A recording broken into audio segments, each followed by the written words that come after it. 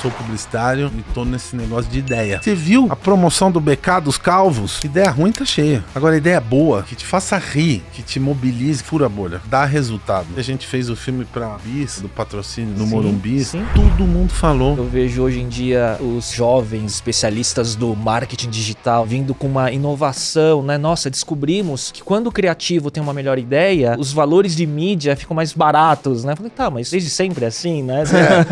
Comecei a trabalhar em 90 e eu tinha arrumado uma entrevista numa agência legal aqui em São Paulo e literalmente me humilhou. Então eu cheguei lá. Você fala inglês? Não. Trabalhou em multinacional? Não tem nada pra você aqui. Você só se conhece o estagiário. Eu falei, não dá pra... A agência tá aí ainda? Já derreteu, já. Aí eu mandei um currículo pra várias agências. A única que me ligou foi a Ogilvy. Fernando Musa, CEO da Ogilvy Brasil. Ele lidera uma das agências mais criativas do mundo. A global creative company built after the man, the legend. David Ogilvy. David, it's a pleasure to meet you. Começou sua carreira na Ogilvy em 1995 e de lá pra cá não parou de crescer. É um publicitário de currículo extensíssimo. Luis Fernando Musa, de Ogilvy Brasil, ganhou vários leones no Festival de Cannes. Foram muitos leões que a Ogilvy levou por aqui. Ogilvy!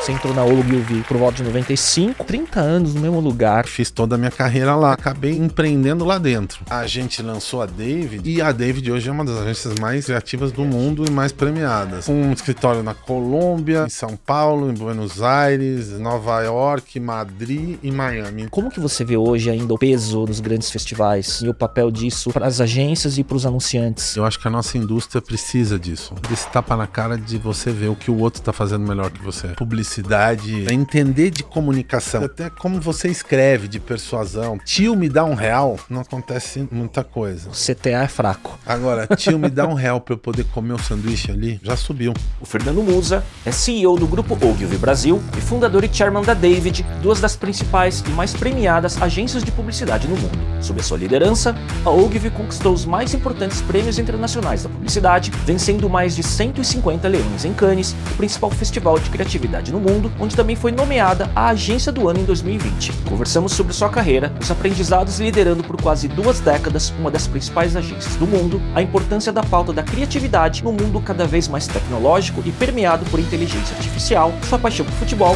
e muito mais. Musa, obrigado pela presença e por estar visitando aqui o nosso estúdio. Obrigado vocês, Léo. Vamos aí, vamos falar do que vocês quiserem saber, o que eu puder falar aqui, agregar pra vocês, vamos nessa. Mas sem fone de ouvido.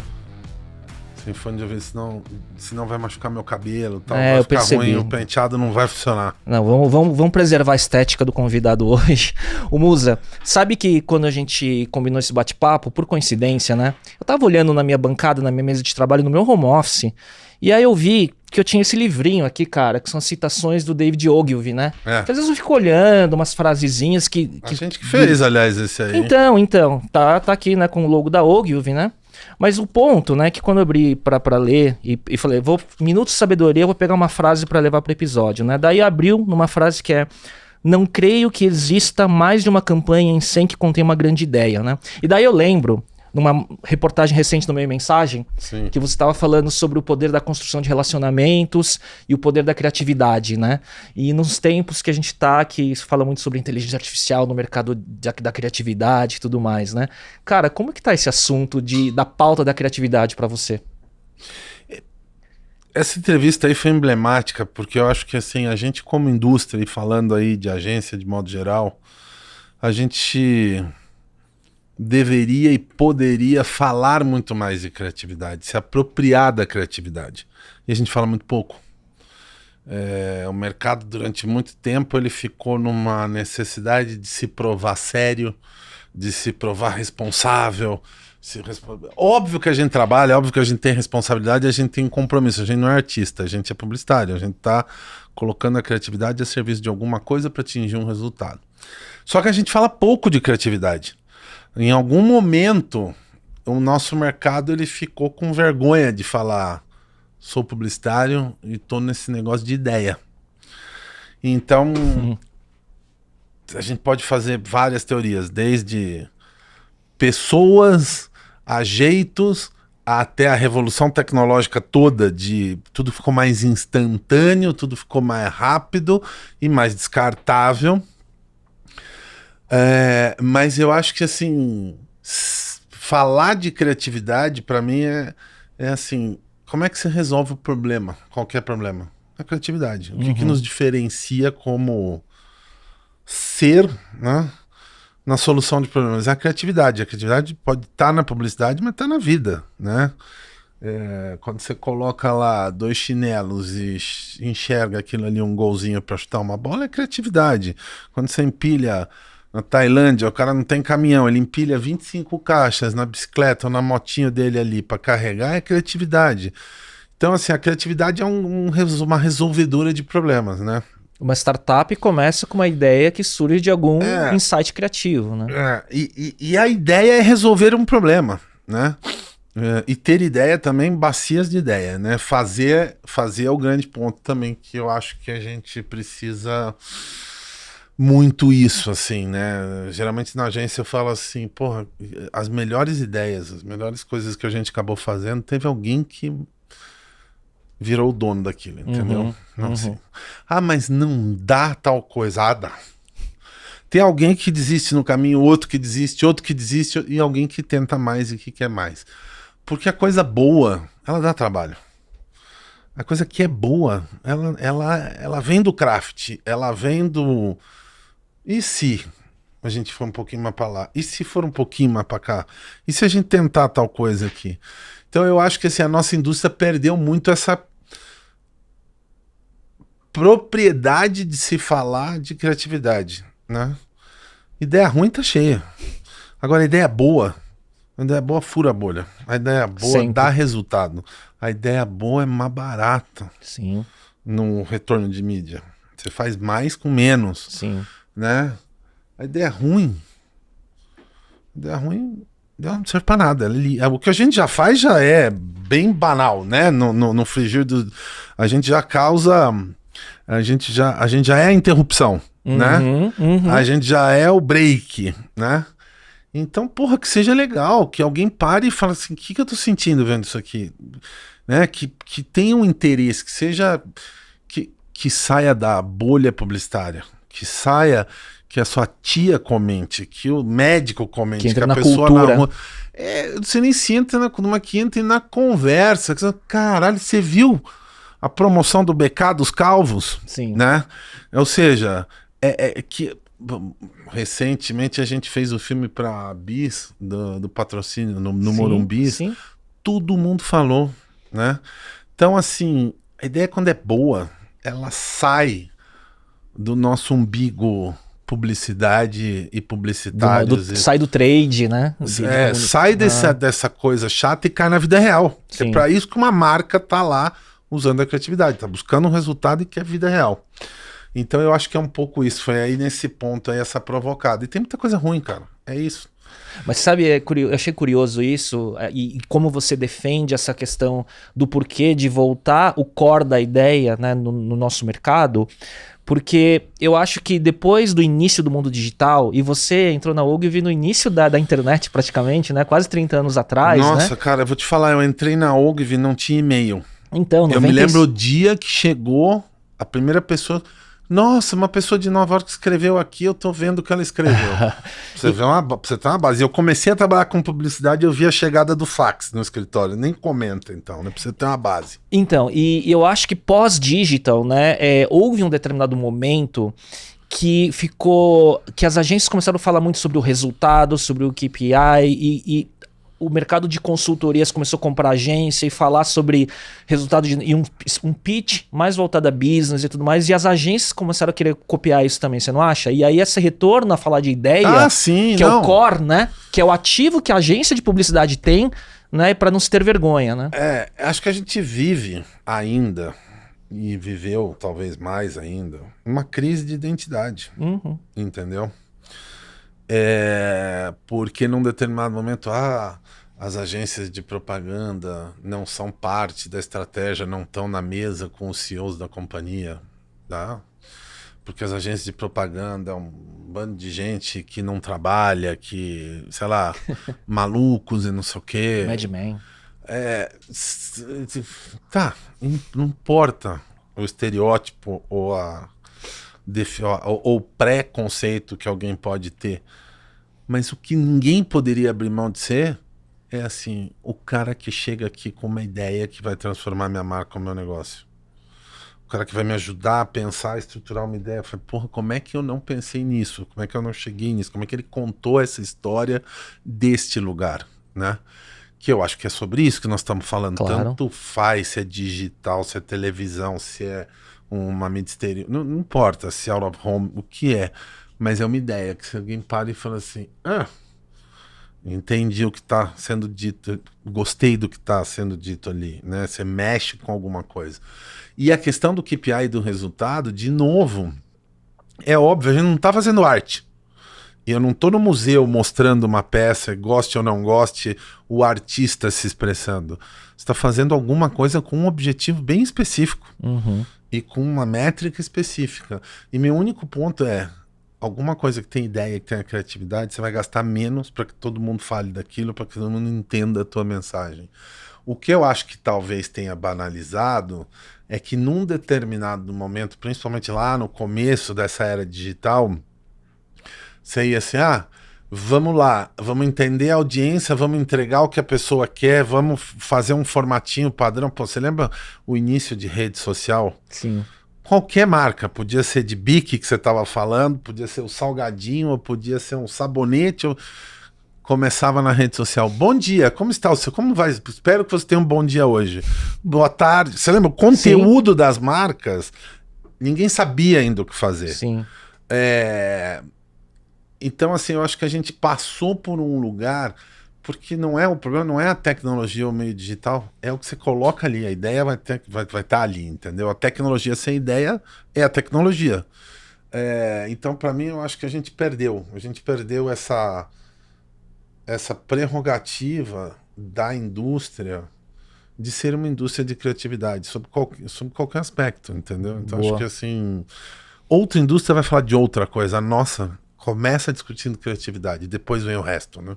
Eu acho engraçado, né, que eu vejo hoje em dia os jovens, né, especialistas do marketing digital e tudo mais, vindo com uma inovação, né? Nossa, descobrimos que quando o criativo tem uma melhor ideia, né, os valores de mídia ficam mais baratos, né? Eu falei, tá, mas isso aí desde sempre é assim, né? Desde o offline é assim, né? A propagação e tudo mais. E eu acho engraçado isso, né? Das pessoas descobriram o básico que o mundo publicitário conhece desde sempre, né? E pra mim, assim, eu nunca tive nenhum drama de escolher carreira, tá? Sei lá, eu sei que é uma exceção isso, mas eu desde pequeno falei, pô, vou ser publicitário. Porque eu tinha um tio-avô, que eu via muito pouco, que era publicitário, começou quase que... Ele começou como office boy na Thomson, que foi uma das primeiras agências do Brasil.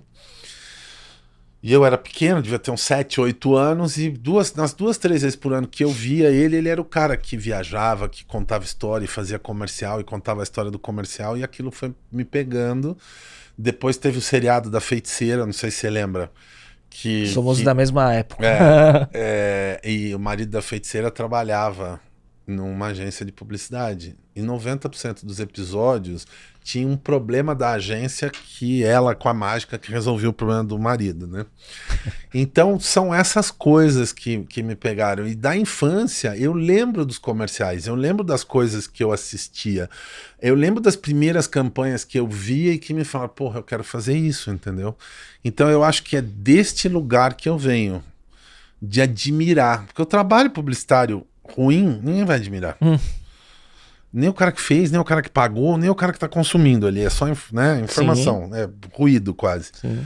Agora, uma coisa bacana, uma coisa legal que te pare, que você lembre, que você fala, nossa, que te mobilize, que toque em alguma coisa, uma marca que te toca num lugar, ou que te faça rir, te faça sair. Eu me lembro, uma vez eu fiz um trabalho na faculdade. Pilantragem, né? Que você sai assim, puta, não fizemos o trabalho, o que a gente faz, tal, mas tinha assim a questão de até como você escreve, de persuasão, tal. Eu lembro que a gente, eu não lembro exatamente qual era o trabalho, mas a gente tinha que ver quem ia pro Farol juntar mais dinheiro. E você não tinha nada, tinha uma plaquinha na mão e uma caneta. Era isso, tu ia pedir esmola no farol. E aí você também trabalha coisas assim, tio me dá R$1, não acontece muita coisa. O CTA é fraco. Agora, tio me dá R$1 pra eu poder comer um sanduíche ali, pra almoçar, acabou, já subiu. Já trouxe um emocional. Você entendeu? Então, assim, eu acho que é isso, é entender de comunicação, é entender que o que você está comunicando, você quer gerar uma reação do outro. Que reação é essa? Porque a gente também precisa saber escrever brief, uma boa ideia nasce de um bom problema. Sim. A criatividade entra para resolver um problema. Se eu não tenho bem certo, qual é o problema que eu estou resolvendo? Se eu tenho menos certo ainda, o que eu espero do outro lado de reação, não vai dar bom, entendeu? Não, pode ter um filme lindo, bem produzido, mas vai passar que nem David Ogilvy fala, um navio no escuro no mar, entendeu? Você não percebe. E a gente vê isso o dia inteiro, o tempo todo, né? Claro. Ô Musa, quase 30, você falou, né? Entrei vendo documento chegar em fax, né? 95, né? Não, eu comecei a trabalhar em 90, pior ainda, mano. Mas de Ogilvy quase 30 já, né? Sei lá, você que tá falando, eu puxei o fio aí. Puxou o fio, é isso aí. Faculdade eu entrei de 89 para 90 e comecei a trabalhar nessa época aí. No primeiro ano de faculdade eu já tava numa agência. Mas você fez administração, né? Não, eu fiz comunicação na SPM e entrei na FEA na mesma época também, fazia administração, larguei. E ficou na comunicação. Larguei, porque eu arrumei esse estágio, que era para ser um mês, fazia SPM à noite e fazia FEA de manhã. Nesse primeiro mês eu falei, é isso que eu quero, mano. Fazia mercado imobiliário, tá? Fazia lançamento de prédio. Comecei meio que de redator, comecei meio numa agência pequena, que foi muito bom, porque meio que você vai aprendendo um pouquinho de cada área, numa época que você tinha lá basicamente 4, 5 áreas. Então eu acabei virando um grande generalista, entrei pela criação, entrei tentando ser redator, e aí eu falei, quer saber, para eu dar certo nisso aqui, eu vou ter que passar o dia aqui, eu quero ficar nesse rolê todo aqui. E aí fui meio que largando a administração, porque me atrapalhava de ir para agência, empurrei aquilo ali 1 ano e meio, 2 anos e me formei depois em comunicação mesmo na SPM. A gente é relativamente contemporâneo, eu entrei na Poli em 92. Então, mas deve ter feito engenharia, você é sofisticado intelectualmente. Eu não, médio, mas daí eu na faculdade, você descobriu o seu dom para querer trabalhar com comunicação e na faculdade eu descobri que eu queria empreender. Aí eu criei meu primeiro CNPJ, estava na faculdade ainda, sabe? Criando uma empresa de tech e tudo, né? E os primeiros caras da internet comercial, o Romero, que fez o Buscapé, era meu calouro. Então era aquela época onde estava tudo efervescente, assim, né? Mas aí você falou, né? Que aí depois você passou por essas primeiras agências, mas você entrou na Ogilvy por volta de 95. 95. Cara, como... Outubro de 95. Bicho, como 30 anos no mesmo lugar... Como que é isso, né? Porque você subiu muito rápido, você virou GM. Subi muito rápido nada, porra. Não subi muito rápido, não. Eu acho que assim... Primeiro que não ficou o mesmo lugar. Acho que essa é uma coisa importante, tá? Eu entrei na Ogilvy porque eu não entrei em nenhum outro lugar, tá? Eu trabalhei na HCA Propaganda com o Irã Castelo Branco e nessa época eu fazia muita coisa de mercado imobiliário. Aí com 3 anos, 4 anos, aprendi muito na HCA, muito. Ficava ali na Rebouças, no PBK, aquele prédio da PBK, e ali eu fiz Unicef, fazia Lopes, né? E aí me deu 5 minutos, falei, não, eu sou genial, sou bom demais, pá. Aquele devaneio com 20 e poucos anos, que você acha que você é muito bom. Aí foi bem naquela época, logo depois Plano Collor, isso e aquilo, eu falei, não. Aí eu falei... vou sair, vou parar, vou viajar. Meu pai estava meio que se aposentando, eu estava saindo do emprego dele, fazendo uma coisa... Eu não sei por que eu interrompi aquela história. E aí tinha uma falsa promessa de um cara que ia montar uma agência no Rio de Janeiro. Não, você vai ser meu sócio. Aquela ilusão de 22, 23 anos. Nada disso aconteceu. E eu me vi sem emprego. Aí eu fui trabalhar numa house da Coelho da Fonseca, ali na rua Estados Unidos. Mercado imobiliário sempre sondando, assim, Não, né? me sondando não, foi onde eu comecei mesmo, tá? Fazia convenção para corretor de Olha só. imóvel. Cansei de dar nome de prédio. Ali em Perdizes, depois trabalhei uma época na época da Lopes, ali era a consultora Paulo Mauro. Eu fiquei uns 4, 5 meses nessa agência. O que eu dei de nome de prédio? Primeiro você vai para os nome de prédio italiano, nome de prédio francês. Então tem prédio que você é em São Paulo que você deu naming. Exatamente. Naming rights. Naming rights do edifício Vila Verde, algumas coisas assim. Então, assim, mas, cara, te dá traquejo, te dá realidade, entendeu? Tu vem de um lugar ali, peraí, eu preciso ir no Farol, qual é o folheto, como é que vai ser o lançamento imobiliário? E para mostrar o mapa de localização, tinha um cara que fazia mapas em São Paulo. Você não tinha o Waze. É verdade. Você não tinha Google nada. Maps. Não tinha Google Maps. Então vamos lançar um empreendimento aqui. Não, a gente dirigia com aquele guia no porta-luva, né? Isso, mas mais do que o guia, o cara pegava a moto, era um ilustrador, ele pegava a moto dele, porque o guia você fazia todo ano, uma vez por ano, mudava a mão da rua, já não vale o teu mapa ali. E eu não vou lembrar o nome dele, era um ilustrador que fazia quase 100% dos mapas de empreendimento imobiliário. Por quê? Porque ele pegava a motinha dele lá. Esse não tinha baixa concorrência. Ia no bairro, padaria do seu João, videolocadora. Pra quem não sabe, Google aí o que é uma videolocadora. Videolocadora, lojinha de não sei o quê.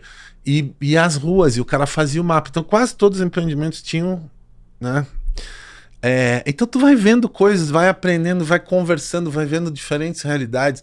E o que é legal é isso, tipo assim, numa analogia, assim, eu nado os 4 estilos, entendeu? Na publicidade, essa formação minha. Porque chegou uma hora e eu falei, caramba, naquela época não era normal alguém que faz o nome do prédio, ou fez o conceito da campanha, ir lá no cliente mostrar. E alguém do atendimento. Eu falei, mas... Aí voltava, não, ele quer tal coisa assim, o assado. Falei, pô, não quero essa coisa aí, eu quero ir lá também. Eu vou para atendimento para poder, entendeu? E aí você caiu em negócios. Aí eu caí no atendimento, comecei a falar, porra, aqui eu consigo entender o que o cara quer, consigo resolver o problema dentro da agência, consigo trabalhar com não sei quem. Naquela época também era difícil ter planejamento, e aí devo muito ao Irã, que era um cara mais formal, assim, e eu me lembro de ficar assim, nessa época de faculdade ainda. Ele, senta aí, Godo, me chamava assim, vamos aqui escrever a defesa para concorrência tal. Aquilo ali era o planejamento, entendeu? Então é uma formação, essa formação pequena. Depois, cara, aí da Coelho da Fonseca, eu saí procurando classificado em jornal, fui parar na Sojeira, uma agência japonesa. Uia. Que ficava ali na Alameda Campinas, só atendia clientes japoneses. Cara, tem uma história que eu não sei se eu vi em algum lugar de karaokê. Tem Isso é verdade mesmo? É verdade mesmo. Aí o que aconteceu? Eu fui lá com um currículo na mão, tinha um anúncio classificado na época no Propaganda e Marketing da Folha da Tarde. Basicamente, só tinham clientes japoneses e aí, beleza, você pode trabalhar aqui. Trabalhei com o Nissin, com o Yamaha. E aí tinha uma parada de que, assim, os executivos japoneses na época frequentavam alguns karaokês, restaurantes na Liberdade, que só os japoneses iam. E aí na época, falaram, você não quer ir pra ver qual é e tal? Eu falei, pode? Pode. E aí é isso, comecei a ir no karaokê com os caras pra entender qual é que era. E eu era praticamente o único ali que não japonês. Mas cheguei pequeno, né? Não chama atenção. Não né? chama quase atenção, mas cheguei a cantar em... Puta que pariu. Lendo aqui no videokê, né? Em letras sei. ocidentais, cantei as músicas lá. E, cara, e também foi uma outra escola, mas ali eu fiquei uns 2 anos. Era uma outra cultura mesmo, tá? Assim, você tinha pouquíssimas... Você tinha, acho que, se não me engano, na Fischer, na época, tinha um núcleo de contas japonesas, pessoas especializadas em clientes japoneses. Tinha a Sojei, que trabalhava aí com a Ginomoto, com o Yamaha e tal. E eu falei, não, preciso sair fora. E nessa época aí eu tinha arrumado uma entrevista numa agência legal aqui em São Paulo, uma das mais legais.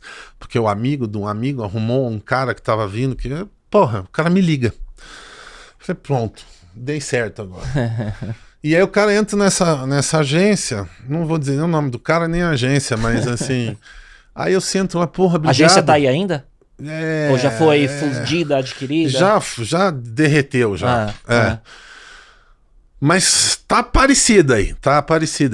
Mas aí esse cara pegou, eu consegui o contato, ele falou, vem cá, vamos aí, vamos conversar, deixa eu ver se eu tenho uma posição pra você.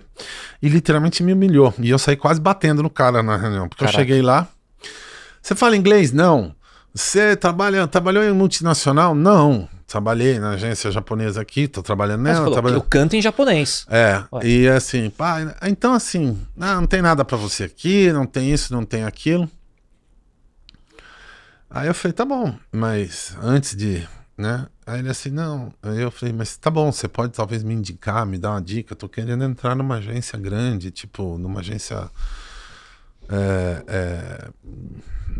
no mercado para começar. Eu já tinha 4, 5 anos de experiência, mas sempre aí nesse paralelo, né? Ele falou, não, pra você só se conheço estagiário, tem que ser você falar com algum estagiário de alguma multinacional. Então eu falei, não é papo. Aí comecei, vou chamar a segurança. Eu falei, não precisa chamar a segurança, não. É mesmo? E na época eu tinha um cliente, e o cliente dele, um dos clientes dele lá, era um dos japoneses que concorriam com outra indústria japonesa que eu atendia. E eu falei, mas deixa eu te falar, eu tô tão fora do mercado, sou tão Zé, mas eu sei que a campanha que vocês fizeram aí tá dando mó flop, não tá rodando. Vai ver o que você tá fazendo, porque eu tô fora do mercado, mas sei que vocês estão trabalhando mal, tal coisa assim, assado, porque eu tô ali, no corre. E foi engraçado depois, porque essa mesma pessoa, 4 anos depois, eu já na Ogilvy, ela me chama, me entrevista e me faz uma proposta para trabalhar num outro lugar. E fez de conta que não lembrava quem eu era. Então assim, e aí na Ogilvy foi isso. Depois desse negócio, eu falei, vou vender coco na praia, vou mudar de ramo e tal. Falei, vou tentar. E aí eu mandei um currículo para várias agências, que era uma ilustração que eu achei num anuário qualquer, que eram vários executivos escalando o Pão de Açúcar e um cara no bondinho do Pão de Açúcar dando tchau, chegando no topo desse coisa. Aí no bondinho, no carro, eu botei o nome de cada agência. Entrei no anuário, vi quem manda na agência tal pessoa. Mandei pelo correio, o nome da agência aqui, meu currículo, e nesse bonde sirvo até café, que era o título que eu usei para ilustração, e no verso da ilustração era meu currículo. A única que me ligou foi a Ogilvy. Caramba. A única agência que me ligou foi a Ogilvy, foi a Angélica Armentano, e eu sei que ela me liga, eu ainda trabalhava nessa agência japonesa, ela, olha, não entendi nada, isso aqui achei diferente, tô precisando de uma pessoa para trabalhar com seminovos Localiza, para vender carro usado da Localiza, não era nem a conta de aluguel da Localiza, era dos seminovos Localiza, fazer classificado em jornal. Porra, nadava de braçada, eu sabia tudo de classificado de jornal. Por conta do mercado imobiliário. Do mercado imobiliário, não. E aí as pessoas foram saindo e eu fiquei com aquilo ali. Então no final eu criava, produzia, atendia. 6 meses depois, e sozinho na agência, sozinho. Eu tocava, Hoje chamariam isso de squad. Um squad de uma pessoa, um squad de um, era um squad de um, porque era uma conta muito pequena, e a própria Angélica, 2 meses depois que me contratou, ela saiu, foi pra DPZ, a menina que tava de licença também foi com ela pra lá. Mano, no final, eu arrumava, fiquei amigo de um cara da mídia, a galera de produção, e no final eu tava ali, tocando o meu bumbo, do meu mundo de agência pequena e de varejo, dentro da Ogilvy numa conta. Caramba. Aí 6 meses depois, na época, era o Salim Matar já, e o time deles lá marcaram uma reunião com quem mandava na agência. Ninguém nem sabia que eu existia na Ogilvy nessa época.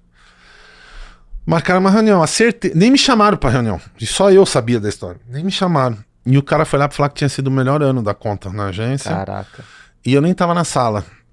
E a galera tava achando que era pra conta sair da agência. Dali, viram que, quem é que tá fazendo isso? O que tá acontecendo aí? E aí me puxaram pra Unilever, aí eu fui trabalhar no grupo da Unilever, com a Iná e tal, e a coisa andou. E aí fiz toda a minha carreira lá. Então, assim, nem foi rápido, porque nisso eu tive várias vezes chance de sair. Acabei que eu fui crescendo e fui encontrando espaço ali. E outra coisa que ficou diferente, 10 anos depois, sei lá, 10, 11, 12 anos depois, eu ainda não era o musa da Ogilvy, que mandava ali, que dirigia a operação inteira. Eu já tinha alguma influência. Aí eu trouxe o Anselmo. E aí a gente fez toda a revolução criativa ali na Ogilvy Brasil. Ainda com o Sérgio Amado e tal, que sempre foi um cara que olhou na minha cara e falou, tu vai fazer. tu vai fazer isso, tu vai fazer... Não sei porquê, bateu o santo mesmo e ele sempre me apoiou muito.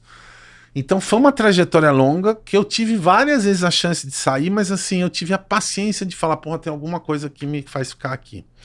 Tanto que quando a gente lançou a David, a história é bem essa, entendeu? A gente podia ter lançado outra agência, com Independente. outro grupo, não era independente, porque a gente tinha o mesmo modelo com outro grupo que falou, escolhe a marca que você quiser, pode fazer. E aí eu falei, pô, eu tenho 10, 12 anos aqui, pelo menos deixa eu tentar isso com a WPP e tentar isso aqui com a outra. Dentro do grupo. Eu, no final de contas, é o mínimo que eu posso fazer. O não eu já tenho, mas eu vou sair. Se eu sair, dando a chance dos caras repetirem o modelo aqui dentro. E aí também acabei empreendendo lá dentro. Sim, né? então, eu acho essa história com 11, 12 incrível. anos. E aí, assim, não, no meio do caminho, 4, 5 anos depois, Anselmo e Gaston saem. Queriam que eu tivesse ido na época, então eu falei, porra, pra fazer a mesma coisa, não. Que foi quando a Gut surgiu. Que foi na época do lançamento da Gut, mas nisso eu também achei um outro sócio que foi o Pantio. Na época a gente tinha 3 escritórios, hoje estamos com 6. E a David hoje é uma das agências mais criativas do mundo e mais premiadas. É isso que eu vejo. E a assim. gente com um escritório na Colômbia, em São Paulo, em Buenos Aires, Europa, Nova né? York, Madrid e Miami. Então, assim, esqueci algum? Acho que não.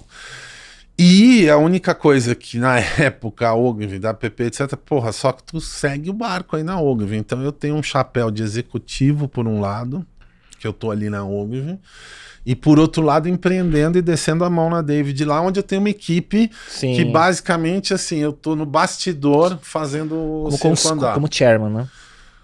De certa forma, né? Eu tenho menos... Quer dizer, eu dou um Mickey Mouse pelo mundo durante o ano, quer dizer, eu tenho uma relação com a estrutura lá, né, com as lideranças, e uma vez por semana a gente tá junto, eu falo muito com a Silvia, que é a CEO global também. Silvia Panico, né? E que ela fica em São Paulo, a gente se fala sobre todos os assuntos, mas a operação é bem independente mesmo, entendeu? Mas eu sou muito próximo, eu não tô talvez tanto no dia a dia com o cliente, isso eu tenho talvez mais dentro do time da Ogilvy, onde eu tô mais de executivo. E a única coisa que na época acho que foi uma boa sacada também de quando a gente montou esse modelo, eu falei, a única coisa que eu quero é que o resultado dê um jeito de consolidar dentro da Ogilvy, para que ninguém ache que eu tenho algum conflito de interesse e que a própria Ogilvy não veja a David como uma ameaça, e sim como um outro pedaço aqui, porque eu estava sentado ali na Ogilvy ainda, Sim. né? Então, e hoje, assim, é um negócio... é um negócio que foi muito bem e absolutamente focado em criatividade. Acho que tem esse segredo, essa é a diferença. Eu acho essa história desse intraempreendedorismo dentro do grupo, porque não é só sobre criar uma agência, é sobre acertar o modelo também, né, Musa? Acertar o modelo, não ficar restrito ao teu país, porque assim, a gente acaba expandindo, a gente tá no mercado americano, a gente tá na América Latina. E não por estar com cases fortíssimos, né? E com gente muito boa também. Então, assim... e por outro lado, me dá uma coisa, assim, que é da minha formação, que eu acho bem interessante, que é, por um lado, eu vejo um pouco um modelo mais formatado, que vem de um legado de muito tempo, que é a Ogilvy, com os desafios. E do outro, um lado de empreendedor startupando um negócio do zero, que hoje tem 550 pessoas espalhadas pelo mundo, mas com uma mentalidade irmã, meio prima, mas que nasceu há 10 anos. Sim. Sem alguns vícios e sem alguma bagagem, entendeu? Que é muito que acontece em alguma indústria. Você tem que se reinventar, mas você tem toda aquela bagagem. E eu acabo vendo esses dois lados de um lugar bem tranquilo, assim. Eu consigo viver esses dois mundos e trazer coisas boas que tem, talvez, desse mundo mais formal para cá, e ao mesmo tempo esse frescor daqui, essa coisa mais de empreender e fazer e tentar cavar outro tipo de modelo para esse lado aqui. Então acaba me dando um pouco esse perfil meio híbrido, assim, sabe? O mercado tem um termo hoje que usa para muita coisa, que é a tal da ambidestria, né? Então parece assim, né, ter esse lado, no seu lado você tem esse lado executivo e empreendedor dentro do mesmo grupo. não sei se... eu acho que assim, o que tem mais do que ambidestria tem velhice mesmo, tem experiência, que eu acho que é uma coisa que a gente precisa ter um balanço de tudo um pouco, entendeu? A gente tem que ter o frescor de quem tá chegando, tem que ter a visão do novo, tem que ter aquelas pessoas que falam assim, peraí, isso aí é parecido com aquilo ali, você economiza uns caminhos.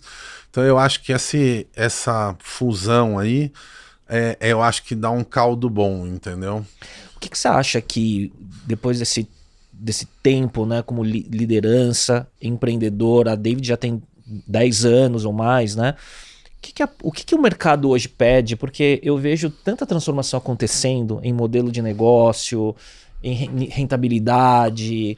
O que você acha que é uma estrutura hoje e um modelo que funcione nesse mercado? Se você fosse criar um negócio novo agora. Não tem uma resposta para você pronta. Sabe por quê? Porque assim, uma das coisas que eu mais critico no mercado, ou criticava talvez, do publicitário, é que a gente é muito metido a cagar regra para tudo. Tal coisa é assim, tal coisa...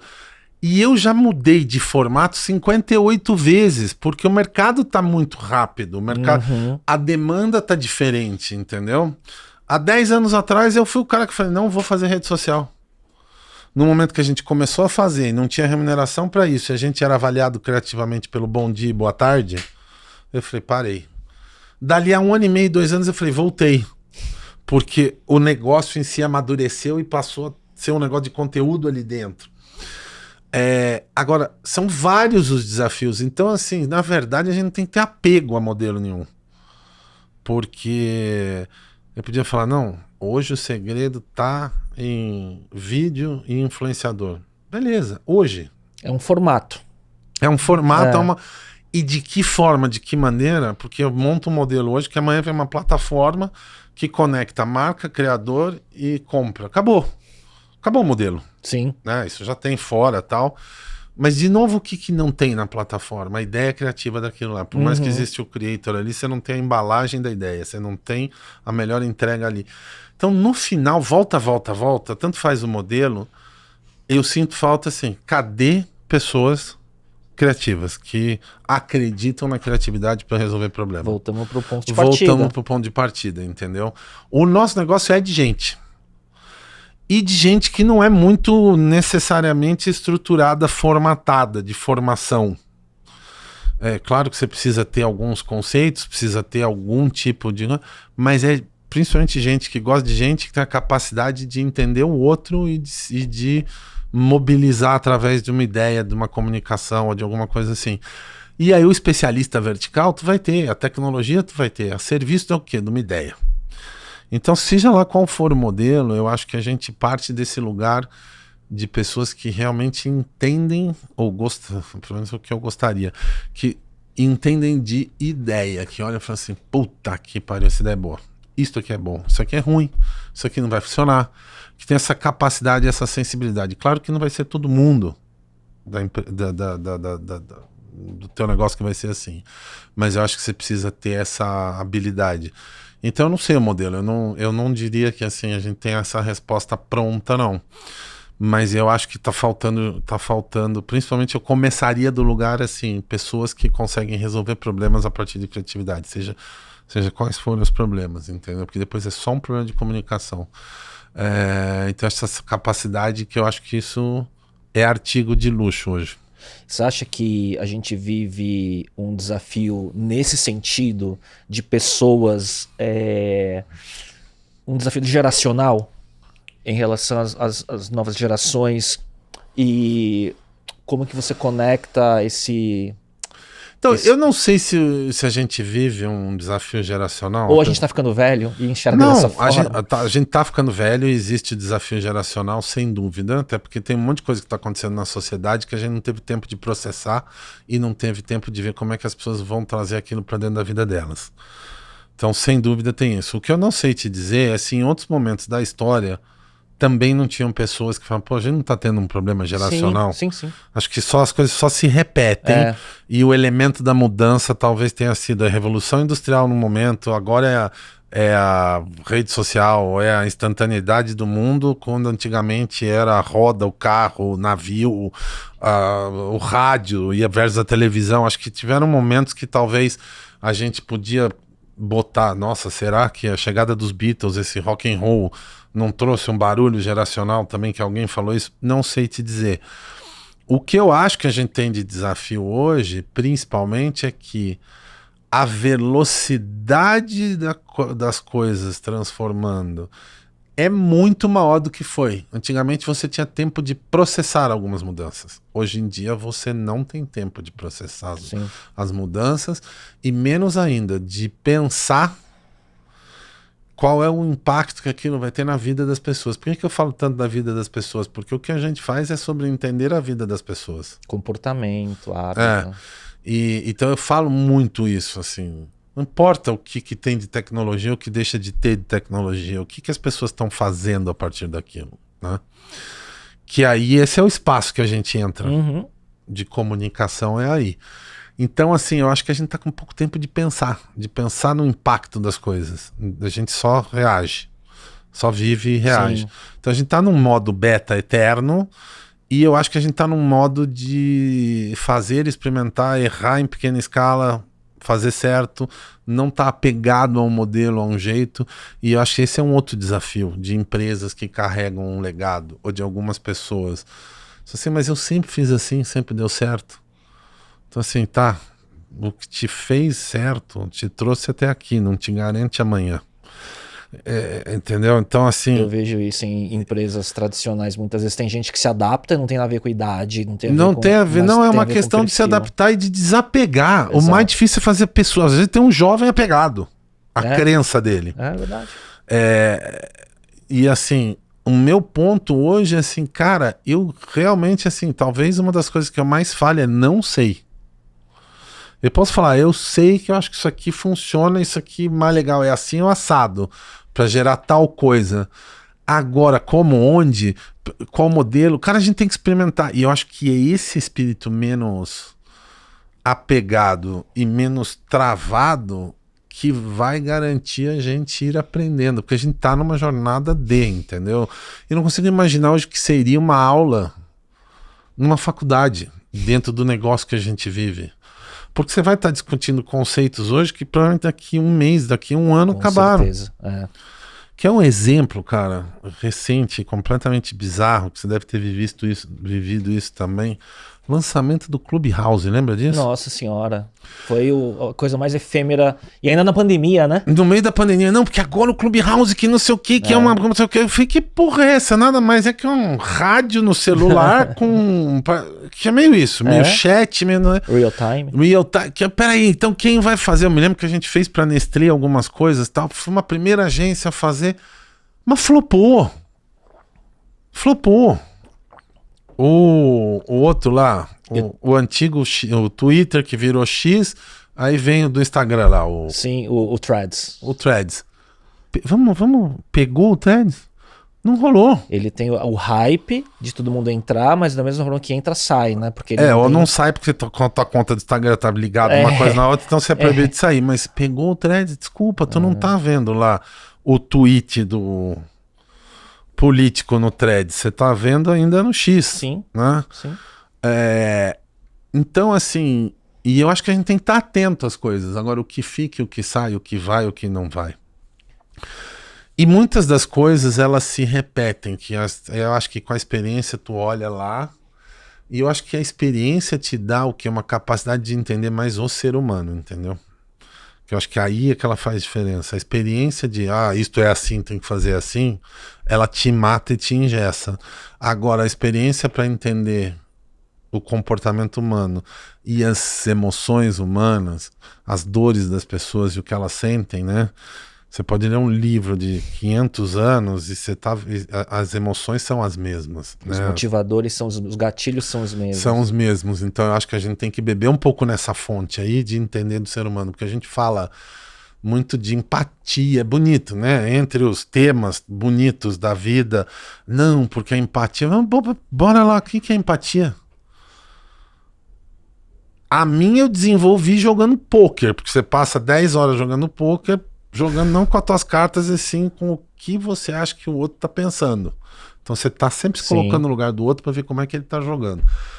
Como é que se desenvolve empatia hoje? Eu acho que não se desenvolve empatia hoje. E empatia é essa capacidade de você literalmente pensar como um sujeito com outro background, com outra forma. A publicidade era sobre isso. Para você ser um redator que vai escrever de futebol, de um produto feminino, ou vice-versa, uma mulher que não é do teu mundo, o que você faz? Você se encaixa naquele ambiente, você tenta pensar daquele lugar. Ou quando um ator faz um trabalho de sei lá, como é que chama isso? Não é vivência, É de imersão, sei lá, que ele vai viver lá o personagem e tal. É empatia isso, é tentar... E eu acho que hoje a gente fala muito empatia e a gente tem muito pouca expressa no dia a dia. E do que a gente faz vem muito daí. Eu acho que o talento da comunicação vem muito daí. Então eu acho que é isso, cara. Eu acho que assim... Eu começaria qualquer negócio hoje a partir de pessoas interessantes. Entendeu? Sejam elas quais forem, da onde vierem. Existe pra mim uma falta brutal de gente interessante. Tem aquele ditado, né? Põe as pessoas pra dentro do ônibus e depois você descobre que lugar elas vão sentar, né? Quando você tá montando time, às vezes tudo mais, né? Mas pra mim, as pessoas interessantes, entendeu? Interessantes com interesses diferentes e interessantes no sentido mais amplo possível. Que eu acho que tá raro hoje. Tá raro. É um desafio. Ô Musa, na velocidade, né? O tema da vez, e não tem como não perguntar sobre isso, ainda mais a nossa indústria, é falar de inteligência artificial, né? Olhando sob essa ótica de entender de gente, de comportamento, de criatividade, o que você acha que vai ser esse curto, médio prazo e como que isso afeta a nossa indústria? Cara, eu acho que vai ser muito mais impactante do que a chegada da internet na nossa indústria, tá? Acho mesmo. Seus clientes te perguntam, né? Ainda pouco, eu acho que tá todo mundo, obviamente, é uma pauta da vida de todo mundo, né? Mas a gente ainda tá engatinhando. A realidade é essa. A própria inteligência artificial em si tá engatinhando. Sim. O ChatGPT virou a Coca-Cola, né? Dessa indústria para talvez trazer a inteligência artificial numa escala... No mainstream. Né? No mainstream. Mas não é sobre isso ainda. Então, assim, se eu for olhar criativamente, eu acho que ela passa a ser mais um agente de duplas criativas, entendeu? Eu vejo dessa forma. Pelo menos hoje, eu vejo como um assistente e uma dupla do que... mais até do que um assistente, porque assim, se você souber trilhar aquilo ali, você pode chegar em lugares talvez que você sozinho demoraria mais tempo para chegar e talvez não chegasse. Outra coisa, você também consegue rapidamente tangibilizar ideias absurdas num segundo. Me dá um papagaio montado num cavalo em cima da Torre Eiffel.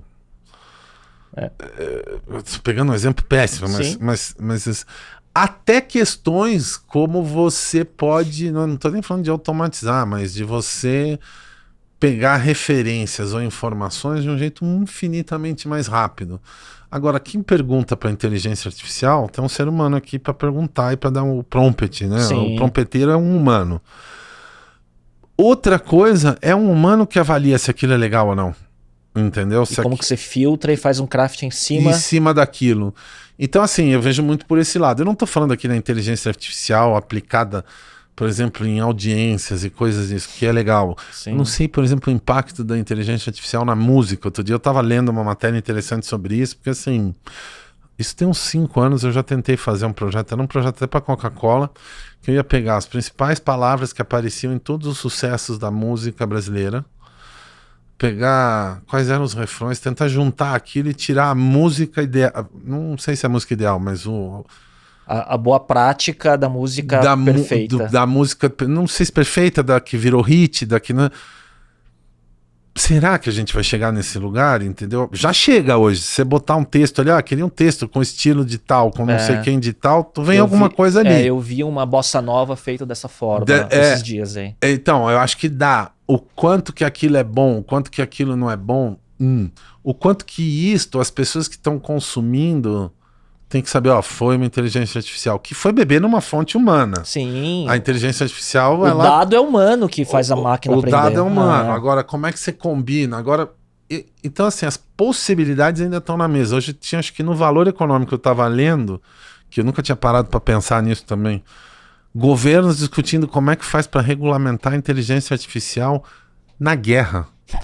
E no desenvolvimento de produtos militares. Caralho, o assunto é um pouquinho mais complexo, entendeu? Então, assim, uma coisa é você falar da inteligência. Agora, por outro lado, a gente trabalhava muito tempo com IBM, trabalha ainda na época do Watson. Então, quando nem se falava de inteligência artificial, a gente já fazia coisas assim. Então você vê assim, na medicina, como é que essa história pode alavancar a humanidade para um lugar incrível. Tem coisas imediatas de imagem, por exemplo, análise de ver tumor que o médico não enxerga e muito rápido. Né? Salva a vida. Então assim, ou no direito, na avaliação de determinadas coisas. Quer dizer, então tem todo um lado aí. Aí por outro lado, o que isso vai trazer para as pessoas? Mais tempo. Que bom, o que elas vão fazer com esse tempo? Que tipo de entretenimento elas vão fazer? Aí traz as questões, isso vai acabar, emprego vai mudar? Vai mudar. Vai acabar? Não acho que vai acabar. Vai mudar o... Então, assim, são questões que, de novo, só que eu acho que vai ser muito mais rápido, porque a gente viveu a chegada da internet, vamos botar aí uns 15 anos. Sim. Mais 95 ou menos. Até 2010 para pegar como mercado. Sim, exato. Inteligência artificial... Estamos na idade da pedra ainda, ou na infância, nós estamos um bebezinho recém-nascido. Acho que a gente vai ver um impacto em 10 anos. Menos tempo, talvez. Menos tempo, né? Desde, no RH, como é que eu recruto, deixo de recrutar, como é que... Sabe, eu acho que tem coisas que vão andar para um lugar aí que vão, em tese, melhorar a vida das pessoas. Sim. Idiotizar as pessoas, se elas já forem com potencial de idiota contido no... Ela vai amplificar. Ela vai amplificar, entendeu? Que no fundo é o que a tecnologia já faz. Sim. Ela amplifica a idiotice humana. Sim, sem dúvida. Quando ela já está ali. Isso vale para qualquer tecnologia. Hoje né? Com rede social já é assim, né? O tempo que... Pelo menos minha filha tem 14 anos, né? Então é um desafio, né? Tirar da tela do TikTok e tudo mais. O que eu acho que a gente não para ver é como é que esses vídeos curtos estão trabalhando na atenção das crianças, como é que esses vídeos curtos estão dando... para as pessoas a noção de que elas precisam ter paciência para algumas coisas serem acontecendo. A dopamina e a falta de concentração prolongada que a gente aprendeu a ter, né? Que a gente aprendeu a ter, ou que você jogava algum jogo que te trazia aquilo, ou que você tinha que esperar determinada coisa para fazer aquilo. Então são coisas que estão acontecendo e o ser humano ainda não teve tempo de pensar e processar, nem numa criança e nem no adulto. Tem uma adaptação até acho que morfológica do cérebro para tudo isso, né? Pois é. E aí eu acho que o algoritmo... E aí a questão do algoritmo também, que eu acho que me pega mais. Eu acho que de tudo isso o que mais me pega é a restrição que a gente tá tendo de referências não vistas e não tidas que a vida te trazia. Por conta do viés da recomendação pelo contexto do seu consumo. Por conta da bolha. Sim. Por conta de se achar que... Então assim, você vai ter mais do mesmo, você vai ouvir mais do mesmo... Você vai ter mais da sua opinião, então, e você começa a achar que o mundo é aquela bolha, né? E o poder disso de ir enviesando cada vez mais a população, né? Geral, tudo que você imaginar. Exato. Então, assim, eu acho assim, um dos desafios que eu tenho, que eu acho que assim, você fala, como é que eu tento... Qual é o meu maior desafio hoje lá na agência ou em qualquer lugar, é tentar ser um agente furador de bolha, sabe? Tentar ser uma agulha aí, eu tento... Claro que eu já tô com preguiça de algumas coisas, mais seletivo para outras, mas assim, eu procuro usar o meu tempo para explorar coisas e viver coisas que eventualmente eu tô fora, não é nem na minha zona de conforto, é literalmente fora da bolha, fora do meu algoritmo, entendeu? Muito legal. Agora, e provocar isso nas pessoas, daí que eu falo também pessoas interessantes ou coisas assim, porque assim... Você começa a bolificar tudo e você vê um exército de pessoas iguais, entendeu? E não sei o quanto que isso é um risco. É legal, né? Porque ele conecta também com essa questão de achar pessoas interessantes e curiosas e trazer para perto, pessoas que questionam e tudo mais, que consiga trilhar esse mesmo caminho de investigar o que tá além do que a gente tá vendo também, né? E de se permitir pensar fora de um lugar que você tá acostumado a pensar, ou até que você concorde, porque é da diferença que vem a criatividade, né? A originalidade da criatividade de coisas que você não imaginava juntas, que dão uma terceira coisa. Então, é também um exercício difícil, porque você pode se comportar corretamente, mas pensar, você deveria ter a liberdade de pensar o que você quisesse. Exato. Essa liberdade do pensar, que eu acho que também ela tá restrita hoje, entendeu? Poder pensar num absurdo, poder...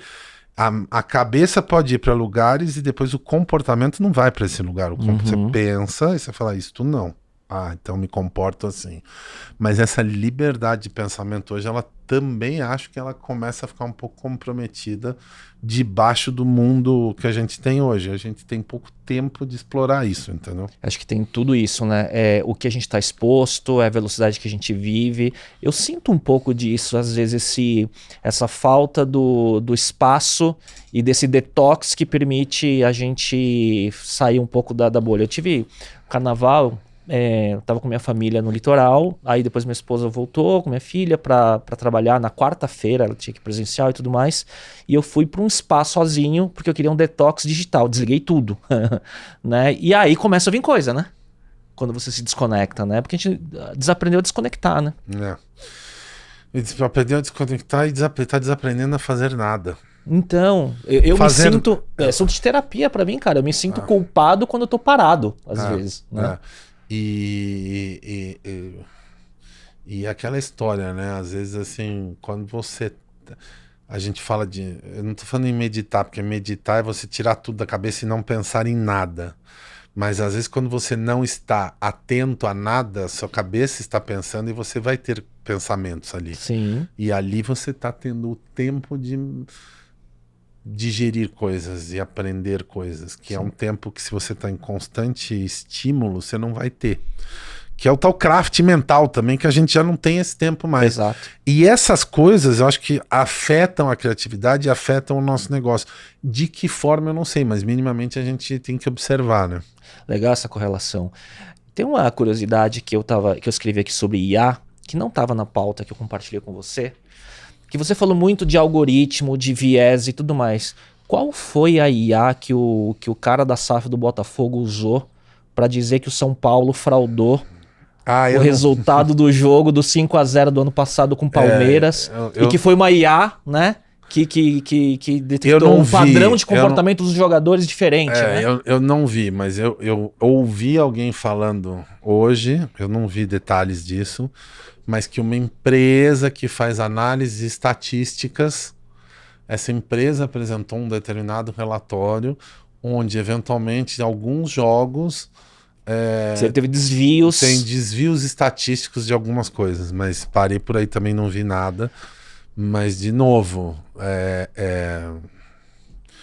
não, eu acho que, assim... Não posso falar de alguma coisa que eu não vi o que o Textor falou e não vi o relatório, não vi nada. A única coisa que eu ouvi foi feito por uma empresa X, que aparentemente é contratada também da Federação Carioca de Futebol, aparentemente, porque eu ouvi alguém falando isso, e que o Textor contratou para analisar os jogos do Botafogo, os jogos do Campeonato Brasileiro. Então o cara roda lá, quais são as principais estatísticas e quais são pontos que estatisticamente naquele jogo tiveram outra coisa. Agora, pra você falar que houve manipulação, as próprias casas sérias de aposta, elas são os principais defensores da não manipulação, porque se tem um jogo e uma aposta muito alta num determinado evento, numa determinada coisa, e aquilo tem um desvio padrão ali, aquilo ali você já começa a investigar. Sim, entendeu? sem dúvida, fica muito nítido, né? Agora, existem desvios padrões na vida geral, né? Quando às vezes você perde um jogo, eu acho que o principal desvio padrão daquele jogo foi uma coisa que aconteceu naquele jogo. O Brasil perdeu de 7-1 da Alemanha, São Paulo perdeu de 5-0 do Palmeiras, é uma exceção. Sim. E ainda mais num jogo de futebol que isso acontece, entendeu? Então, assim, hoje em dia também não dá pra jogar tudo na culpa de, sabe? Assim, E virou, e esse assunto eu achei curioso porque pegaram, né, o trend da IA e tudo mais, virou um headline de matéria, né, muito sensacionalista de certa forma. Eu fui ler a matéria e, óbvio, ler a matéria não significa que a interpretação da verdade do que aconteceu. Né? Eu não vi o que o cara falou, eu vi alguém hoje falando numa rede social, um jornalista até, fazendo uma análise disso, mas eu acho que, de novo, assim, esse é um tema recorrente em qualquer mercado que tem aposta esportiva. As próprias empresas, que entendo eu desse negócio esportivo, elas têm todas um traqueamento digital estatístico, sempre ligado ao volume de aposta e ao tipo de estatística, etc. O próprio desvio da aposta já indica um volume muito grande de aposta numa determinada característica, já indica alguma coisa. Mas aí eu acho que, assim, o que o Textor talvez tenha no relatório, aparentemente, do que eu ouvi, foi que, assim, tem alguns jogos que tem um desvio estatístico mais relevante. Porra, até aí, entendeu? Na matéria que eu li, dizem assim, né, que o relatório indica que não estão acusando o time e não estão falando que tem fraude, mas que 5 jogadores de São Paulo tiveram um comportamento no jogo fora do padrão, né? Aí eu sou amigo do Julinho Casares. O Julinho quase que estreou. Julinho pai ou filho? Filho, filho, né? Bem também, E eu fui colunista da Alpha FM falando de tech, e ele de Cachorro. cães e pets e tudo, e ele virou amigo, ele veio aqui também, logo que o estúdio estreou, e eu mandei mensagem e falei, cara, e esse assunto aqui, né? Falei, puta, cara, sensacionalismo, não sei o que lá, né? Ninguém tá levando a sério, tá virando até chacota de ridicularizar torcedores do Botafogo, falando, vocês têm que focar no jogo, né? E não na... Mas aí, assim, o futebol é cheio de chacota, é cheio de textors, de dirigentes, e o assunto é bom, mas nesse caso aí, não sei. Eu vi até a nota que o São Paulo publicou ontem, né? Rechaçando. Repudiando, Eu vi o próprio Palmeiras também, entendeu? Sim. Mas é bizarro, mano. É bizarro. Pois é. Você falou dessa questão das empresas de aposta, né, de betting e tudo mais.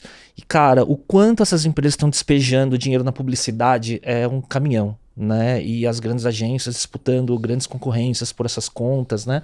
Como que você vê esse crescimento desse mercado, Musa? Eu acho que tá aí, tá colocado, tá no mundo inteiro, né? Não é uma coisa que está acontecendo no Brasil, né? Eu acho que a aposta esportiva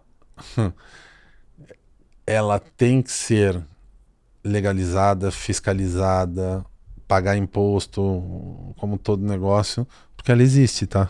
Né? Sim. O jogo do bicho tá aí há quanto tempo? Sim, loteria. Né? Loteria, então assim... E eu acho que, assim, de novo, aqui nós não estamos falando do jogo, né?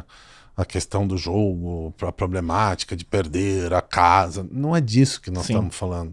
Eu acho que o que tem aqui é aquela coisa, é o bolão, sabe? Assim, é muito disso que nós estamos falando, porque, de novo, a parcela que vai viver da aposta esportiva é aquele 00001, que é o apostador. Nós estamos falando... O profissional. Igual quando fala de pôquer, por exemplo. Igual quando fala de pôquer, exato. É uma parcela ínfima que é profissional daquilo, que passa a vida 12 horas por dia fazendo aquilo, e jogando e vivendo daquilo. A aposta esportiva aqui, eu acho que é um elemento, e tá visto no mundo hoje, é um elemento que soma o entretenimento que o esporte é, que o futebol é. Porque, assim, você aposta na escola com o teu amigo. Quem vai ganhar amanhã? São Paulo ou Palmeiras? Não sei o quê. Quem vai fazer o gol? Desde quando você tem bolão, você tem... Sim. É disso que nós estamos falando. A aposta é uma brincadeira que está no jogo, que é mais um elemento, inclusive, que te ajuda a gostar mais do esporte. Te dá uma questão. Agora, é óbvio que o Brasil é um mercado absolutamente importante para esse segmento. Por quê? Porque a gente tem futebol. É um país que ama futebol. É um país absolutamente conectado, quer dizer, também a questão digital... Engajado, né? E é um mercado enorme em volume de gente. Então, assim... e acho que não tem um clube de futebol, uma emissora de televisão, uma mídia que não veja com bons olhos um novo segmento que surgiu. O que a gente precisa é que esse segmento seja sério, seja regulamentado, como está começando a ser aí, feito por empresas sérias, e que se discuta isso deste lugar, entendeu? Qual é o impacto no esporte, como é que a gente monitora esse tipo de coisa.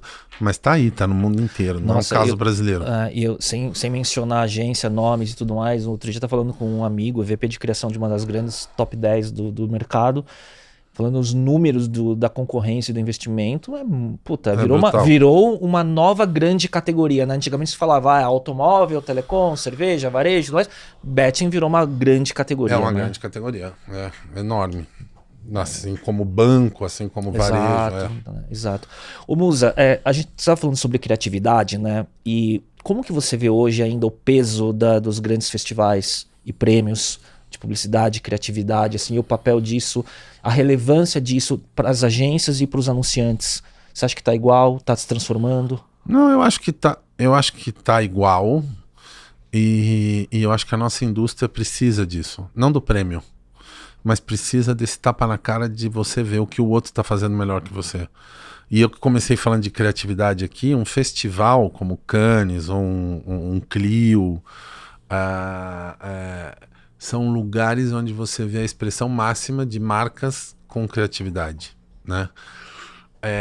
Acabou de sair o Work agora, você vê as marcas mais criativas, tem lá Burger King, McDonald's, IKEA, Nike. Você vê que são marcas que performam na indústria, não estou falando entendeu? Então, assim, e o festival é importante por quê? Porque eu acho que ela estimula as pessoas a quererem buscar esse lugar. Não o reconhecimento, a fazer um trabalho que dê inveja no outro e falar, pô, eu quero fazer isso.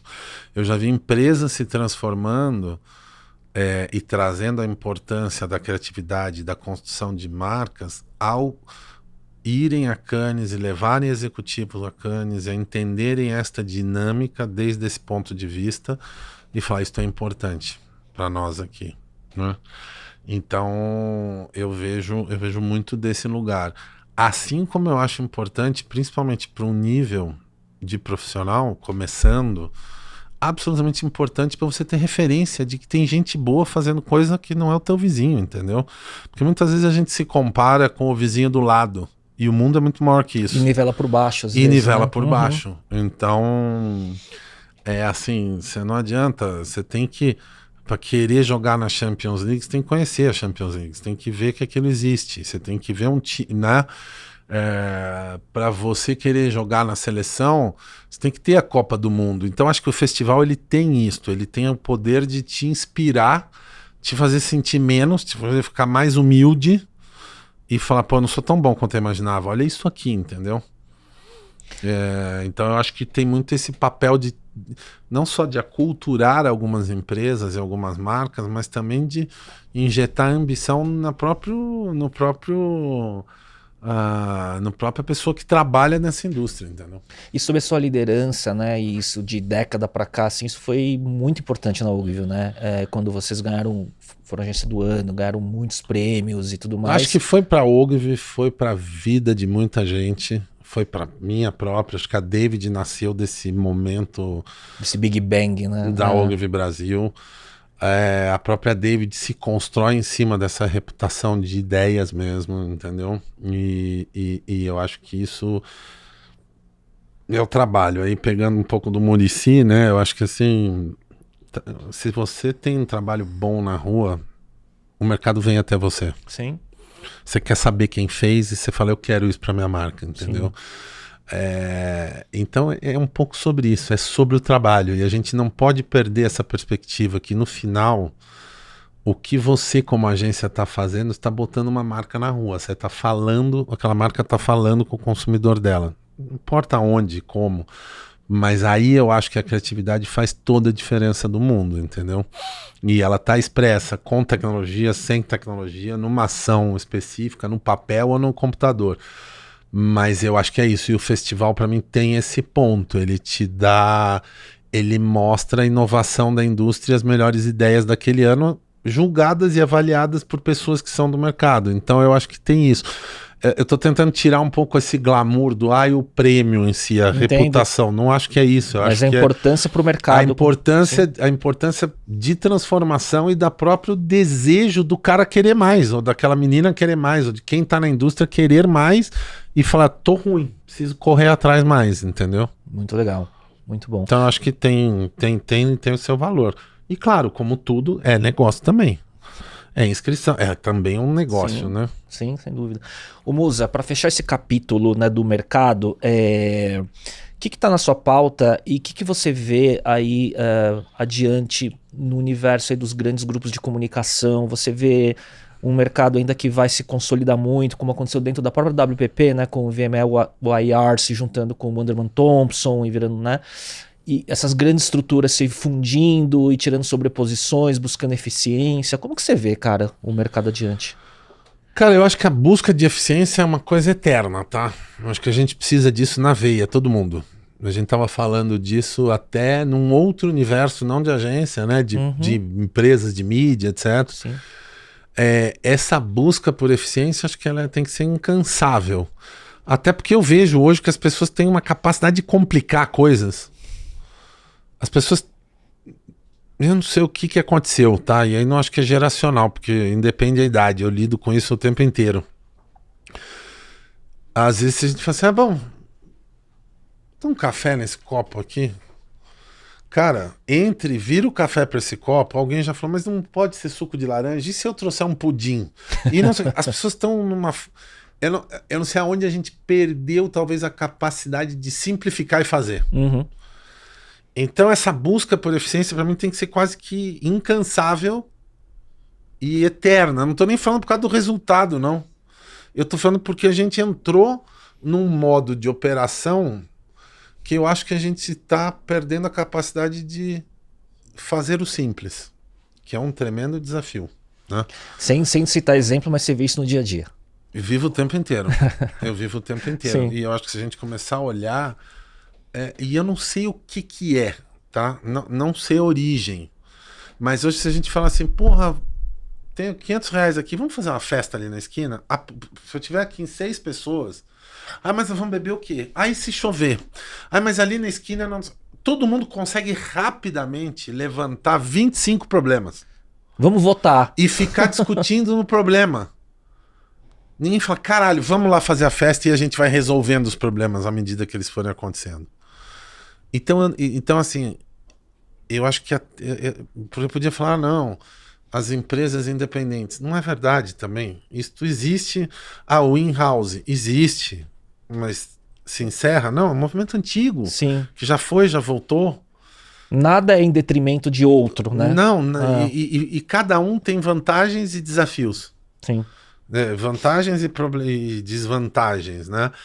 Vou ter um modelo in-house, é muito bom, eu ganho velocidade, ganho controle daquilo, talvez Eu acho que eu vi uma época que tinha isso muitos anos atrás, eu vi uma unidade de conteúdo dentro da Nestlé, se não me engano, que era da Ogilvy. Não, ainda, a gente tem lá, mas a gente opera isso, mas aqui eu tô falando do cliente que monta in-house. Sim, tá bom. O que vai acontecer? O melhor talento vai estar ali? Não tá. Você vai ver o que acontece na Apple.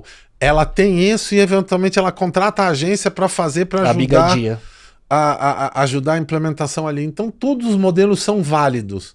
E todos eles trazem benefícios e trazem desafios.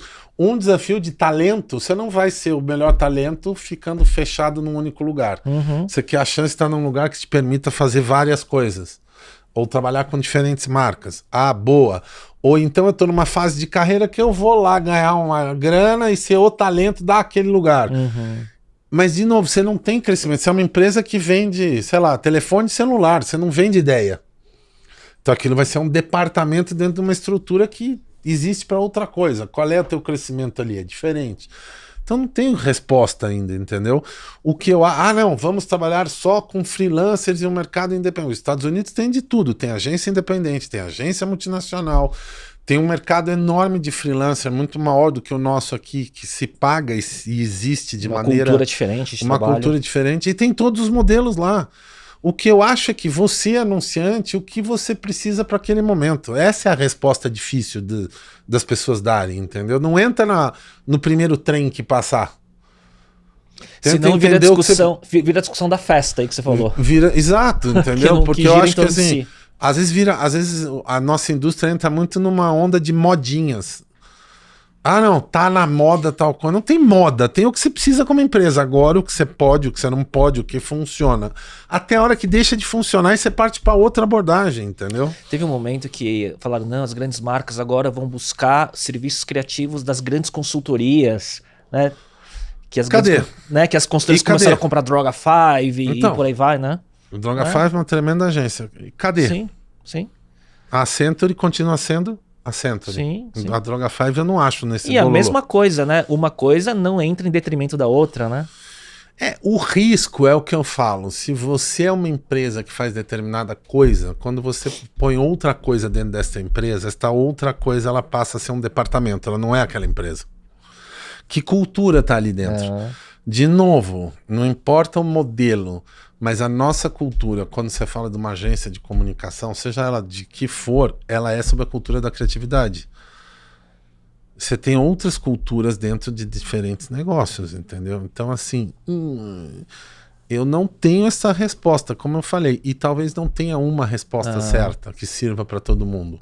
Acho que esta é outra coisa. One size fits all não funciona no nosso negócio. Mas tem um lugar que é um full circle aí dessa conversa, né? Que a gente começa e termina na criatividade, de certa forma. Que é o que eu bato. É o asset. Que é o asset. Desse segmento, né? Isso, que é o que eu bato aí, entendeu? A indústria de moda, por exemplo, trabalha com a criatividade no fotógrafo, no diretor de arte, no cara que tem aquele vertente de moda. E entrega a criatividade. Sim. Do modelo que eles descobrem lá, indústria de luxo.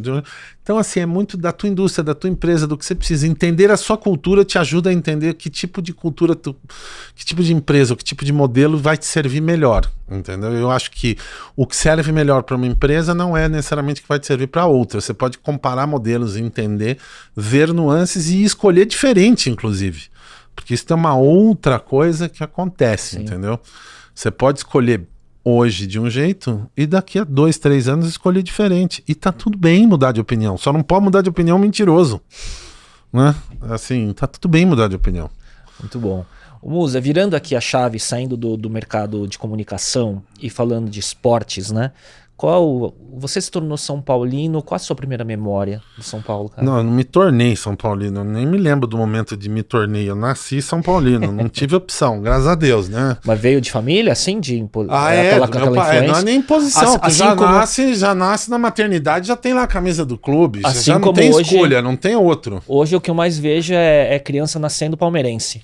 Geracionalmente falando, né? Eu não sei. Hoje eu acho que eu sou raiz nesse aspecto, assim. Já nasce. Eu tenho três, né? Mas 2 meninas. Né? Pode não gostar de futebol. Mas se gostar um pouquinho, se tiver que declarar, é tudo São Paulino. Não tem opção. Não dá opção, entendeu? Isso aí é uma parte importante da educação quando você é torcedor e quando você gosta. Não tem jeito. Então eu acho que assim, não, no meu caso eu não me tornei São Paulino, não. Eu nasci já. E recentemente também, junto de muito tempo pra cá, eu torço pros amigos, tá? Então assim, eventualmente já torci pro Palmeiras quando o Muricy era técnico do Palmeiras, já torci um pouco pro Corinthians quando o Ronaldo, o Paulo André jogavam ali e os amigos ali. Então assim, o Andrés também quando tava lá, a gente torce pros amigos também. O futebol tem muito isso. Quando você rompe uma bolha e você conhece as pessoas, você torce pros amigos, entendeu? Muda a relação, né? Muda a relação e torcer pros amigos. E tá tudo certo torcer pros amigos, entendeu? Acho bom. E você empreendeu também, né? A Nine lá atrás foi isso. Na época que o Ronaldo chegou, veio pro Brasil. Na época que ele tava parando do Corinthians, eu conheci o Ronaldo. Isso foi pré-Copa do Mundo, pré-Olimpíada, foi 2010, eu acho. A gente lançou a Nine, a WPP, o Ronaldo. Eu não era sócio, foi um negócio que a Ogilvy encampou na época, junto com a WPP e com o Ronaldo. E também cheguei a fazer um programa no Band Esportes, uma época de 3 anos. A gente fez propaganda do Futebol Clube lá, que também acabei conhecendo gente, acabei conhecendo uma galera desse mundo aí. E da própria casa do Fausto também acabei conhecendo muita gente da bola, assim, muito. Acabei que eu sou muito amigo do Muricy, e sai fazendo relações. E o Julinho, que a gente falou do Casares. O Julinho, exatamente. O Júlio eu já conhecia da Record, o pai dele, Sim, depois o Júlio. diretor. Né? Então, assim, tu vai. Assim, não diria nem que meu hobby é o futebol, eu diria que quase que. Se eu pudesse escolher e fazer uma transição de carreira, eu ia fácil pro futebol. Amanhã, assim. Então, quer dizer, não é então é Ogilvy, David, futebol, né? O tripé. Eu diria que o tripé começa assim, minha família, meus filhos. Na verdade, começa por aí. Boa. Porque no fundo, você espreme o que conta e o que sobra e o que você tem de verdade são aquelas pessoas que estão na tua volta, teus amigos, teus filhos, pai, mãe, mulher, enfim. É isso que conta. Você espreme quem tá no começo, no meio e no fim. O resto, cara, é o que você tá fazendo pouco para o tempo pra ganhar uma grana, entendeu? E tentando fazer bem, né? Isso. E o que eu acho que o futebol traz, eu tô lá, de certa forma, também metido com o Cruzeiro, por conta do Ronaldo, na SAF lá. Metido que eu digo assim, no conselho consultivo, dando pitaco.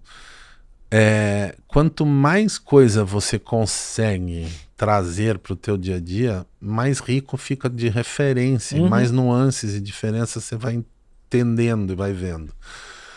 O repertório só aumenta, né? O repertório só aumenta. E eu acho que o nosso negócio de trabalho de comunicação é sobre repertório. E quando eu falei de pessoas interessantes... Você falou isso na reportagem do Meia Mensagem. Eu falei, cadê a porra do repertório das pessoas? O repertório ele tá se restringindo. Quando parece que ele deveria... A internet fala assim, não, porque agora está tudo a acesso, tá tudo aqui, tá tudo não sei o que. Sim, mas eu acho que o repertório está diminuindo. É quase um contrassenso, né?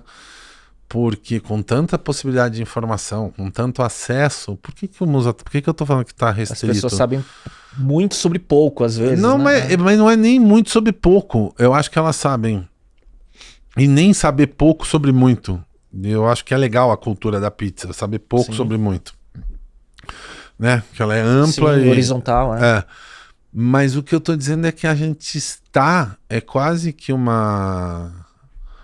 é um contrassenso, é um antagonismo contido ali dentro da própria premissa da internet ou do digital, que a gente está cada vez mais limitado, porque a gente está limitado àquilo que a gente conhece, limitado pelo algoritmo, limitado pelas referências.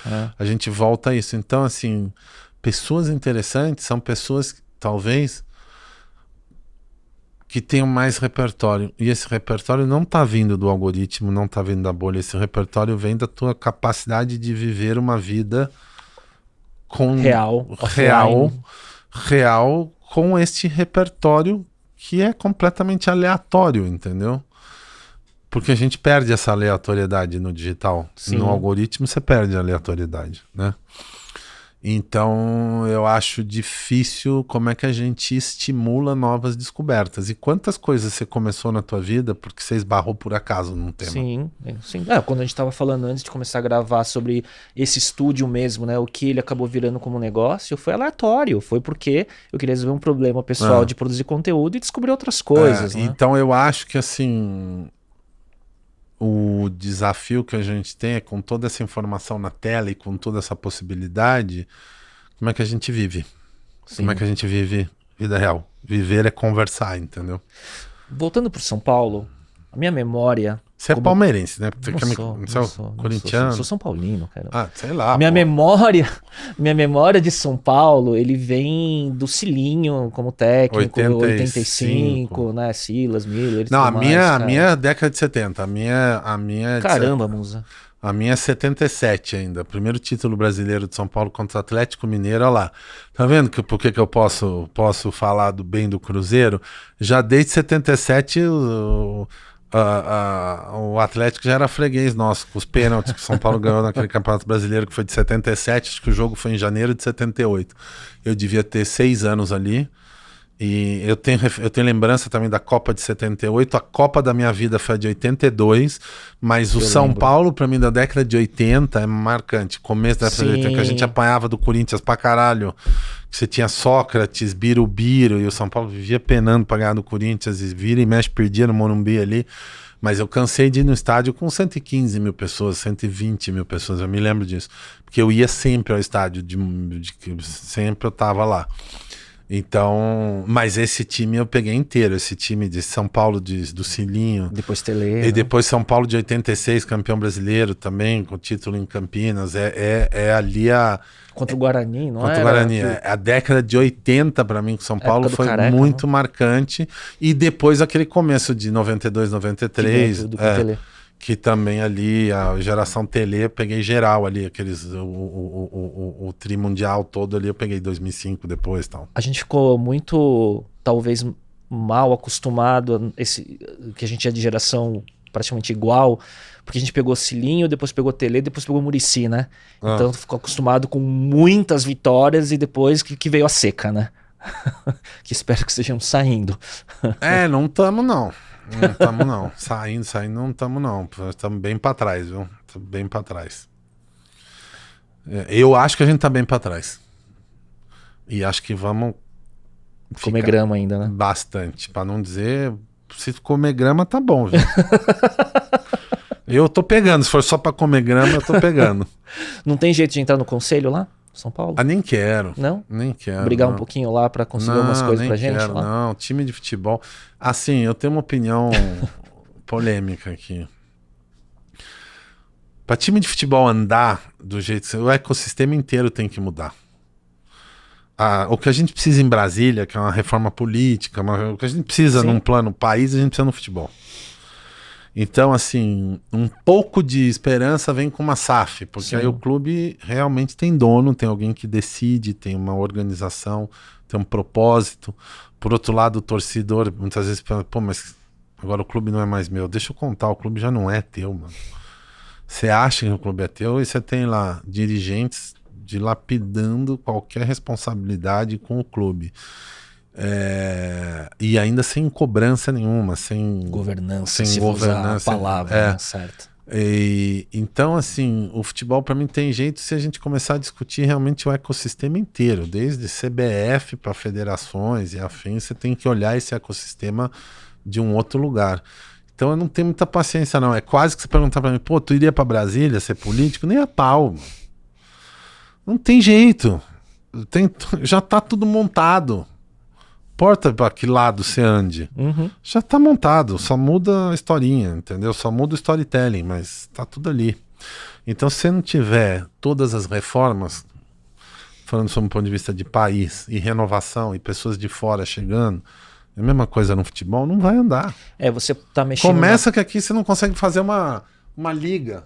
De cara você já tem 3 para negociar. Então assim, temos 3 áreas comerciais aqui para negociar o espaço do tal que vai. O pedágio é muito grande. Acabou, entendeu? Já acabou. Então esquece, mano. É foda. O Musa, quando eu penso em você, além de futebol e publicidade, né? Eu sempre lembro de te ver jogando poker, essas coisas. Parei Continua? com um pouco. Parei. Parou? Parei. Aposentou? Encheu o saco, mano. Ganhou muito, perdeu muito ou só encheu o saco? Não, nem isso. Foi uma época, cara, porque jogar poker... Assim, eu gosto de conversar. O real eu gosto de conversar. Eu gosto de estar com as pessoas. O poker, pra você jogar bem, tu precisa de concentração e tempo. Então eu jogava toda segunda noite. Torneio, nunca cash e tal. E pra você ir bem no torneio, você sabe que aquilo ali vai te tomar 6 ou 7 horas. Que te demanda concentração. E concentração, disciplina, de ficar ali e tal. Não é sobre beber, não, te demanda isso. Então, assim, foi uma época legal, porque eu consegui ampliar um pouco o repertório, assim, era legal, me serviu uma época, mas assim, não jogo literalmente parei de jogar. Online eu nunca joguei, real nunca joguei, porque pra mim sempre foi essa coisa de estar com as pessoas, e sempre foi estar ali. Mas eu acho que o custo do tempo que me toma versus como eu posso me divertir mais estando ali enquanto a galera tá jogando, tá na outra mesa ali, tomando um café, fumando um charuto e conversando e falando bobagem, é mais rico pra mim hoje. Entendo. Mais rico em todos os sentidos, entendeu? Porque pra ganhar, e eu sou uma merda, porque eu sou muito competitivo. Então, assim, se eu vou sentar pra jogar, eu vou querer ir bem no torneio. Eu vou querer chegar na frente. Mesmo que não aconteça. Então, para isso, eu vou ter que ficar ali. Saber que assim, bom, sentei aqui 7h30 da noite. Se tudo der certo, eu vou até às 4 da manhã. Não, entra all-in, né? Então, esse negócio de, vamos brincar. Brincar, porra, prefiro conversar, entendeu? Então o tempo que você jogou foi intenso, né? Mais ou menos. Jogava uma vez por semana. Jogava uma vez por semana. Mas toda semana, uma vez por semana, durante uns 2 anos. Não chegou a atrapalhar nada, não. Ó, reta final. O que você tá fazendo atualmente para recarregar a bateria?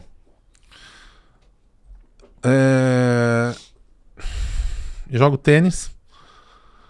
Eu fico em casa, em paz, estou muito com os amigos, troco muito de assunto, saio do circuito publicidade. Mas basicamente assim, é um poucozinho do tênis, um pouco de estar com os amigos, ir para Paraty, não fazer nada, olhar para o mar. Faço terapia uma vez por semana, uma terapeuta lá em Portugal, e é meio isso, cara. Meus filhos recarregam e tiram minha bateria, assim, mas eu acho que é isso, é a vida em casa. E eu acho que isso tem muito a ver com... Vida em casa, assim, pé no chão, vida real. Sim, não, isso tem muito a ver com o que você tem falado sobre o desconectar, sobre o abrir a cabeça, sobre o permitir as ideias virem, né? E acho que isso traz esse questionamento todo que você trouxe na conversa, né? Eu acho que é por aí, entendeu? Tênis você tá acompanhando? Você tá vendo essa safra nova aí, cara? Não, eu vejo pouco. Eu acompanho tal. O Simi que ganhou Miami agora tal. Eu gostava ainda mais eu não me apeguei a ninguém da safra nova. Tipo, o Alcaraz, assim. A gente viu aqui no Brasil, né? Quando ele surgiu muito aqui. Mas eu ainda gosto da safra velha. Nadal, Djoko e Federer ainda é a safra velha que me pega. Porque depois teve uma outra safra que não emplacou muito. Sim. Agora a gente já tá na segunda geração, pós aquela que vinha para substituir Nadal, Federer e Djoko, que é o Alcaraz, que é o italiano aí, que é um pouco o outro russo lá, caralho, me fugiu o nome dele. E temos aí, né, a Bia também, as tenistas brasileiras aí e tal, mas eu ainda não, ninguém ainda me pegou, dessa nova galera ninguém me pegou. Pra mim sempre foi assim, né, dos esportes, eu gostava sempre muito de 3 coisas, eu acompanhava muito futebol, acompanho menos agora, sempre gostei muito de tênis, desde a época de McEnroe, Landel, eu jogava, fazia aulinha com 13 anos de idade e tudo mais, também. Foi quando eu comecei a acompanhar, né, e vi Pete Sampras no US Open jogando ao vivo lá em Flush Meadows e tal. E gosto de luta, cara. Gosto de UFC. De luta não me pega muito, não. Apesar de ter feito Anderson Silva, ter trabalhado naquela época toda do surgimento do UFC aqui, luta é legal. Mas, assim, para não falar que eu não tenho visto, meu filho entrou numa brisa de Kung Fu, ele tá há 3, 4 anos agora focado no Kung Fu. E tem um movimento forte de luta com adolescente, assim, vindo mais forte do que naquela época. Quantos anos é seu filho? 17, vai fazer 17. Boa. Então acompanho assim, mas de esporte assim, me pega. Eu tive uma época completamente fissurado em NBA, hoje sou menos, mas acompanho e tal, sei, mas tênis assim, acompanho mais de perto, porque jogo, né, bastante, relativamente bastante. Mas futebol, não tem jeito, cara. Futebol ainda me pega forte. Mas você joga ou não, só acompanha? Já joguei. Hoje em dia tem uma certa idade na vida, e tem um certo peso, e tem uma certa... Não, mas você foi muito maior, né, Hunza? Não, sim, mas assim, futebol não pra quê? Tem coisa que não precisa. Guarda energia pra outras coisas que a gente ainda precisa fazer. Raquete, então, né? E olhe lá, hein? E o ombro, né? Cuida do ombro aí, né? Não, o ombro tá sempre fudido, mas tá tudo bem, mano. Depois de uma certa idade, você tem que ter dor no corpo. Se você acordar sem dor, você morreu, né? É igual atleta, né? Falando, não existe atleta de alta performance que não sente dor, né? Só que aqui é por outro motivo, é pela idade, né? Também, Mas a gente engana. Musa, as últimas perguntas, eu faço sempre um bate-bola pra ver o que vem, de o que você tá consumindo de conteúdo, hábitos e tudo mais, né? Qual é o seu hábito do dia a dia que te ajuda hoje em dia? Hábito do dia a dia que me ajuda? Cara, eu acho que eu acho que eu consigo fazer uma coisa que é muito boa, que eu não conseguia uma época da minha vida, não consegui durante muito tempo, que é sair da agência. Eu trabalho o tempo inteiro, tá? Eu tô no celular, não tenho problema nenhum em estar sempre no meu background, tá sempre ali. Mas eu acho que eu consigo desligar legal. Eu não tenho aquela coisa de chegar em casa e ficar ainda a milhão com as coisas que estão acontecendo. Pensando na campanha. Cara, eu já chego, entro na brisa do que minha filha vai fazer, já pego o assunto que tá importante para ela, pro meu filho. Eu já entro num outro rolê. Mas não era assim, né? Não foi assim até uns 10 anos atrás. Passou a ser assim num determinado momento. Então isso me ajuda muito, sabe? E dá pra ter alta performance profissional desconectando, né? Até melhor, né? Mas eu não acho nem que é desconectar totalmente. É botar as coisas no quadradinho certo. Tem coisa que não adianta você ficar preocupado hoje, porque você não vai fazer nada de hoje pra hoje, ou de hoje pra amanhã. Porque se tem alguma coisa que pode ser feita e pode resolver, eu falo, aguenta aí, Léo. Eu vou resolver isso aqui, me dá 3 minutos. Eu vou lá e faço, entendeu? Eu acho que é essa capacidade de não ficar ruminando demais as coisas. Boa. Então, eu não podia falar, puxa, é meditar, puxa, é isso, não sei o quê. Eu acho que a questão da espiritualidade também é importante, sempre teve um espaço grande na minha vida, então também ainda tem isso, às vezes você tem significado, né? Acho que todo mundo precisa de um pé nesse lugar, entendeu? Porque é um jeito também de você encontrar a paz, né? Porque as pessoas buscam a felicidade quando a felicidade é estar em paz. Né? A felicidade é um momento. Pô, tô feliz porque aconteceu tal coisa, tô feliz porque minha filha entrou na faculdade. Aquilo começa, termina. Sim. Agora, eu acho que é essa busca de estar em paz em tudo que você faz, na relação com seus filhos, na vida pessoal, né? E o preço de te tirar essa paz é muito alto. A coisa assim, o que justifica te tirar a paz? Então, perder a paz por qualquer bobagem é uma coisa que todo mundo cobra um preço muito baixo, às vezes. Então, para me tirar a paz, porra, tem que ser um preço muito alto. Eu não vou negociar isso, não. Entendeu? Boa. Muito bom, cara. Muito bom. Um livro que você recomenda? Cara, assim, 2, então. Um eu sempre leio aleatoriamente, porque me ajuda a pensar e ter alguns insights, trechos da Bíblia aleatório. Eu nunca li a Bíblia, mas assim, acho que de vez em quando eu abro e tento ter algum insight de alguma coisa que tá ali, quase que como mensagem, né? E um livro recente que eu li chama O Essencialismo. Ah, sim. Que eu acho Greg que é McKeown. Que eu acho que é muito pequenininho, objetivo. Então, mas mais difícil ler é fácil, praticar aquilo que é difícil. Sim, com certeza. E eu acho que é um livro que eu me identifico muito, porque é um jeito que eu encaro muito a vida assim.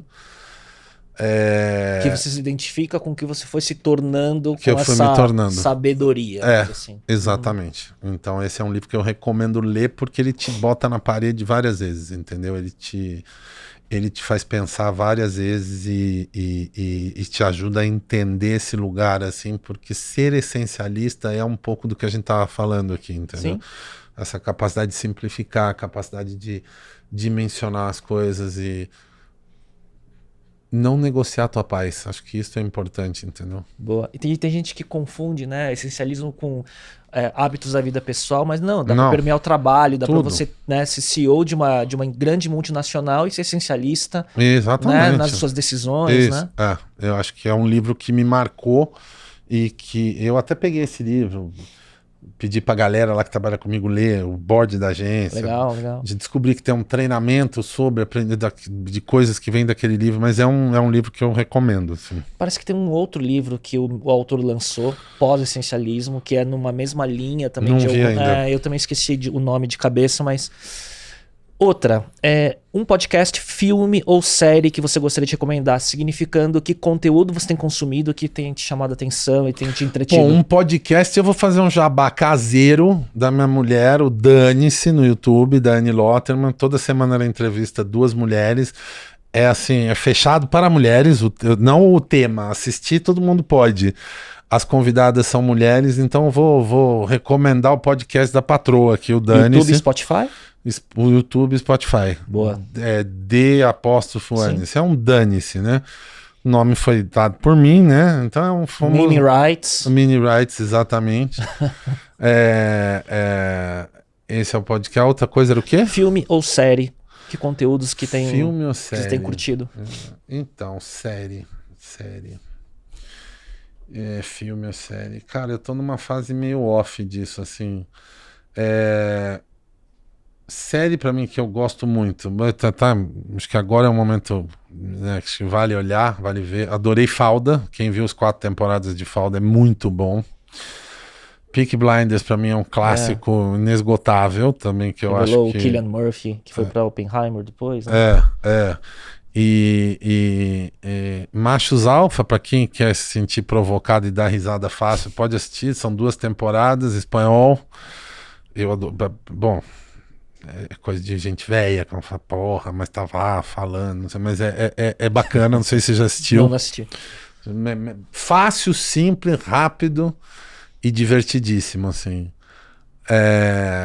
Dos que eu vi, dos que eu tô falando de coisas que recentemente aí, que estão sempre na minha filha tá numa brisa que de vez em quando eu vejo com ela, que é Vikings ou whatever, que também tem 200 mil temporadas, mas aí eu vejo mais de orelhada. E é difícil, né, pra você dedicar, eu pelo menos vejo assim, pra eu engajar com alguma série, se quando for começa muito 6 temporadas, eu falo, já fudeu, resume eu aí, eu já não vou, entendeu? Mas tem coisas legais. O que eu vi também? Bom, pra quem gosta de futebol, como é que é aquela aguinha com açúcar normal, o Ted Lasso. Mas super gostoso de assistir, né? É fácil, entendeu? Tem coisa fácil, Muito tem coisa bom, que assim, cara, é. nem tudo precisa ser pesado, entendeu? Tem coisa que é só assim, porra, vamos relaxar e dar risada e sem pensar muito, E entendeu? eu tô numa fase assim, cara, de ver esses documentários de esportes que tem, sabe? São legais Nessa linha também. Drive to Survive. Sim, trota- bom também. Breakpoint é bom. legal. É isso, então. na Breakpoint mesma eu linha. tenho visto algumas coisas.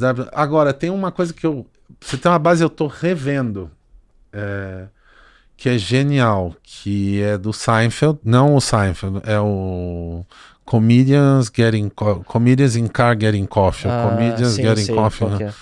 Que o Seinfeld, acho que são 4 ou 5 temporadas de várias entrevistas que ele faz dentro do carro, dentro de carro.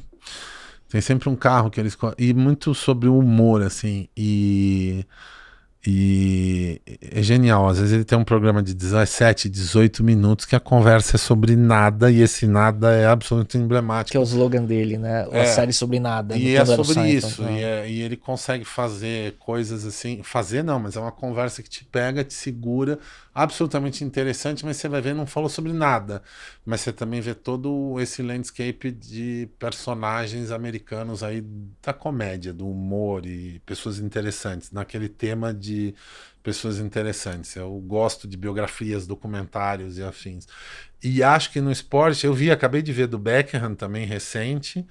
A Noite que Mudou o Pop também é um... Puta, esse aí foi foda. Que é animal pra quem viveu aquilo. chorei We Are the aquilo. World, a o gente viveu Nossa, aquilo. Foi foda. Foi genial. Então, emocionante, cara. E que eu acho que é um pouco de cultura útil, não de cultura inútil, entendeu? Conhecer... A gente viu aquele clipe 50 mil vezes e você vê como que foi o bastidor pro take certo ser pego, né, cara? O mais desesperador pra mim foi assim, os caras tinham alguns dias pra levantar a gravação e lembra eles mandando por FedEx, a fita. Eu falei, malandro, pra pessoa se aclimatar com a puta... melodia. Ó, bota essa galera que trabalha hoje pra ver como é que a vida era difícil, entendeu? Aquele documentário é bom pros criativos de hoje, né? É pra tudo, porque como era mais difícil e saiu e foi feito, entendeu? Então são as coisas que eu vi recentemente aí que me... Excelente, cara. Muito bom. Última, a gente começou falando do livrinho do David Ogilvy, que a Rafa chegou, ela não viu, que eu tava mostrando que tem aqui o livrinho da tua agência, né? Que tava na minha cabeceira lá, né? Tem alguma frase que você se identifica, te representa e tá na tua cabeça?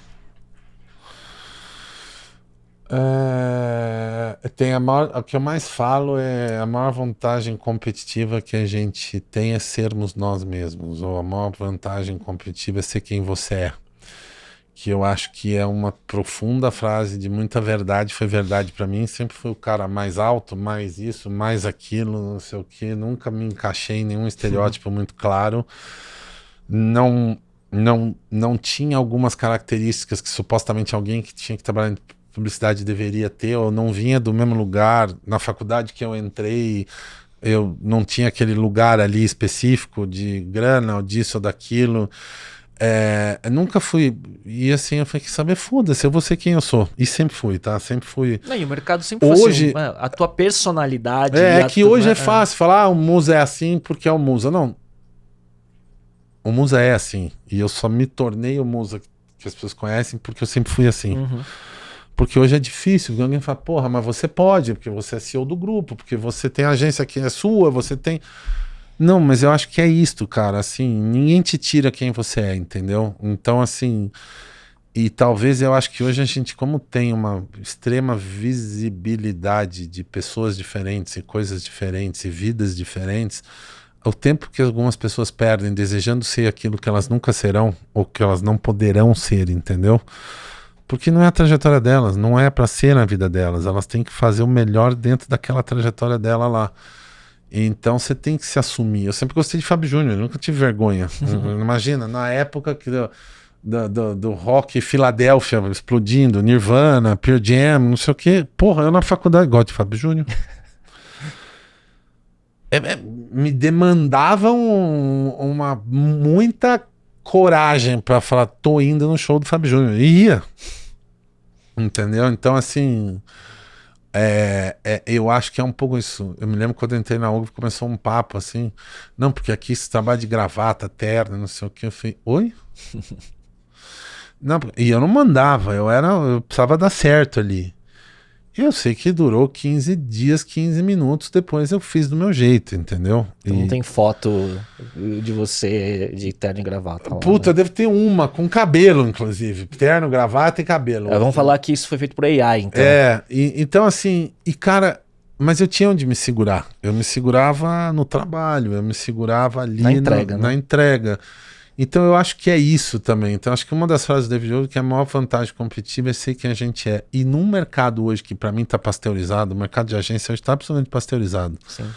Eu falei isso lá, entendeu? A galerinha, não, todo mundo quer estar no baile da Vogue, quer estar no não sei aonde, quer estar no não sei o que, todo mundo tá nos mesmos lugares, usando as mesmas roupas. Não tenho nada contra SXSW, nada contra Cannes, nada contra coisas que são legais. Cara, a vida não é só isso. Não é porque uma agência ou um publicitário deu certo sendo daquele jeito que você vai dar certo sendo também daquele jeito. Né? Então, acho que falta... uma coisa que não falta. Não vai faltar em mim, não falta muito no dia a dia lá da agência. É a verdade de cada um tá expressa, entendeu? Não importa o que as pessoas vão pensar daquilo. Mas eu acho que essa transparência, essa verdade, essa... ser quem você é uma coisa que a gente tem que estimular as pessoas, porque inclusive elas vão ser mais felizes. Eu não tô dizendo conformadas, tá? Porque não é sobre conformismo, é sobre assim, qual é o melhor que você pode ser, o que é bom pra você, esquece o resto, o que te ressoa em você, entendeu? E eu acho que assim, e lidar com essa realidade é uma coisa foda, porque assim, outro dia eu tava pegando assim, não tem pai faz tempo já, perdi meu pai faz tempo, mas eu me lembro assim, a gente não tinha grana, vivia ali perto ali na Berrini, na época a Berrini era quase que uma favela, era mesmo, sei lá, hoje é comunidade, aqui do lado, né? Morava ali na Michigan, quase esquininha com a Berrini. Eu sou dessa região desde sempre também. E ali era uma região bem... não tinha nada. Me lembro uma vez que até pegou fogo ali e tal. Brejo, sei lá. E eu me lembro que meu pai tinha um amigo que corria de kart no Interlagos, sei lá, um amigo mecânico. Eu sei que eu fui parar em Interlagos, em corrida de kart, não sei. E eu me lembro, falei, puta, entrei no kart, vi o kart. Eu sei que um mês depois eu tava assim, pai, não, eu quero correr de carro e não sei o que. Eu falei, te falar duas coisas. Tu vai crescer que não vai caber em carro nenhum. E não tem dinheiro pra isso, que é um esporte caro. Na hora ele já matou. E sabe o que? Tá certo. Porque eu não ia com 2 metros de altura caber. Não tinha Fórmula Truck de caminhão naquela época. Né? Então, às vezes, lidar com essa realidade é super importante. Você pergunta se eu jogava futebol. Teve uma época que eu jogava futebol. Morei em Brasília, uma época e tal. Eu jogava futebol. E aí chegou um ponto, eu passei do tamanho para ser um bom jogador de futebol. Passei da altura. Porque assim, jogador de futebol bom tu vai ter entre 1,70 m e pouco, 1,80 m quebradinho. Parou aí. Sim. Mais do que isso tu não tem. Sim. agilidade, né? Ou tu vai ser um zagueirão parado, louco, batedor, ou um centro... Não vai rolar. Aí eu acabei indo pro vôlei, que fui bem também, depois pro basquete, então eu acho que assim, de novo... E fui federado nisso, e aí eu falei, desencana, com 16 anos, eu falei, porra, o quê? Eu quero ser publicitário, eu não vou ficar treinando 7 dias por semana, chegar no sábado, correr em volta do Lago Paranoá. Não é pra mim, eu já sabia que não era pra mim. Então eu acho que essa consciência é importante. Então qualquer instrumento... Encarar a verdade, né? E eu acho que as pessoas têm muita dificuldade disso, então eu até falo pros meus filhos muito, porque assim, pra eles, porque o resto você não pode falar. Você pode falar se perguntarem, mas o que eles vão fazer é problema deles. Mas, assim, a maior coisa que as pessoas devem investir, tanto faz, pode ser terapia, pode ser tarô, pode ser o que for, no autoconhecimento, para entender o que é importante para você. Porque hoje você tá muita gente baseando a importância de algumas coisas a partir da referência do outro, entendeu? Num mundo hiperconectado, você Fudeu. pior ainda. Então, assim, você precisa arrumar qualquer instrumento para você ter um autoconhecimento. O que eu gosto, o que eu quero e o que eu não quero. O que eu tenho aptidão para. E as suas escolhas, que tem que ser suas, porque você que vai ficar com o ônus e com o bônus das escolhas suas. Então, eu acho que esse é o desafio, entendeu? Esse autoconhecimento, talvez tem pessoas que passam uma vida inteira e não chegam nesse lugar. Nesse lugar, não tô falando que eu tô nesse lugar, mas não chegam nessa busca por esta resposta. Estão buscando talvez outras, entendeu? Então eu acho que é isso. Aí o que me ajuda muito é talvez uma consciência muito grande do que é importante para mim, entendeu? Eu acho interessante isso que estava correlacionando quando você começou e falou muito sobre... O mercado publicitário voltar a discutir mais criatividade é como se o próprio mercado perdesse o seu próprio autoconhecimento, né, do que são seus assets, né, que tornam você diferente, da mesma forma que o indivíduo, né, quando você vai buscar, não é na forma ou em copiar alguma coisa, conectar com si, que daí não é sobre felicidade, né, e aí volta para esse paz e autoconhecimento, porque felicidade são momentos, né? Isso, é só isso. Que pode ser o momento, como você falou, né, da conquista do seu filho, ou do seu negócio, mas tem gente que busca isso na parte sensorial, né, no com que for. Comida, bebida, jogo, né, e por aí vai, né? Mas acho que tudo se conecta no final, né? Mas é isso, né? Se você tá na bebida, no jogo, no pico, e você quer fazer aquele pico, você não tá feliz, você tá naquele... Você tá só naquele hiperestímulo, então essas pessoas... E aí conecta com uma outra parada que também estão falando muito, que é a história da natureza, de você se conectar com o que é natural, desse contato com, tipo, um outro tempo, né? Um outro tempo que, de novo, volta a história da paz interior, assim, né? Que eu acho que é isso, a gente tem que tomar cuidado porque as coisas tiram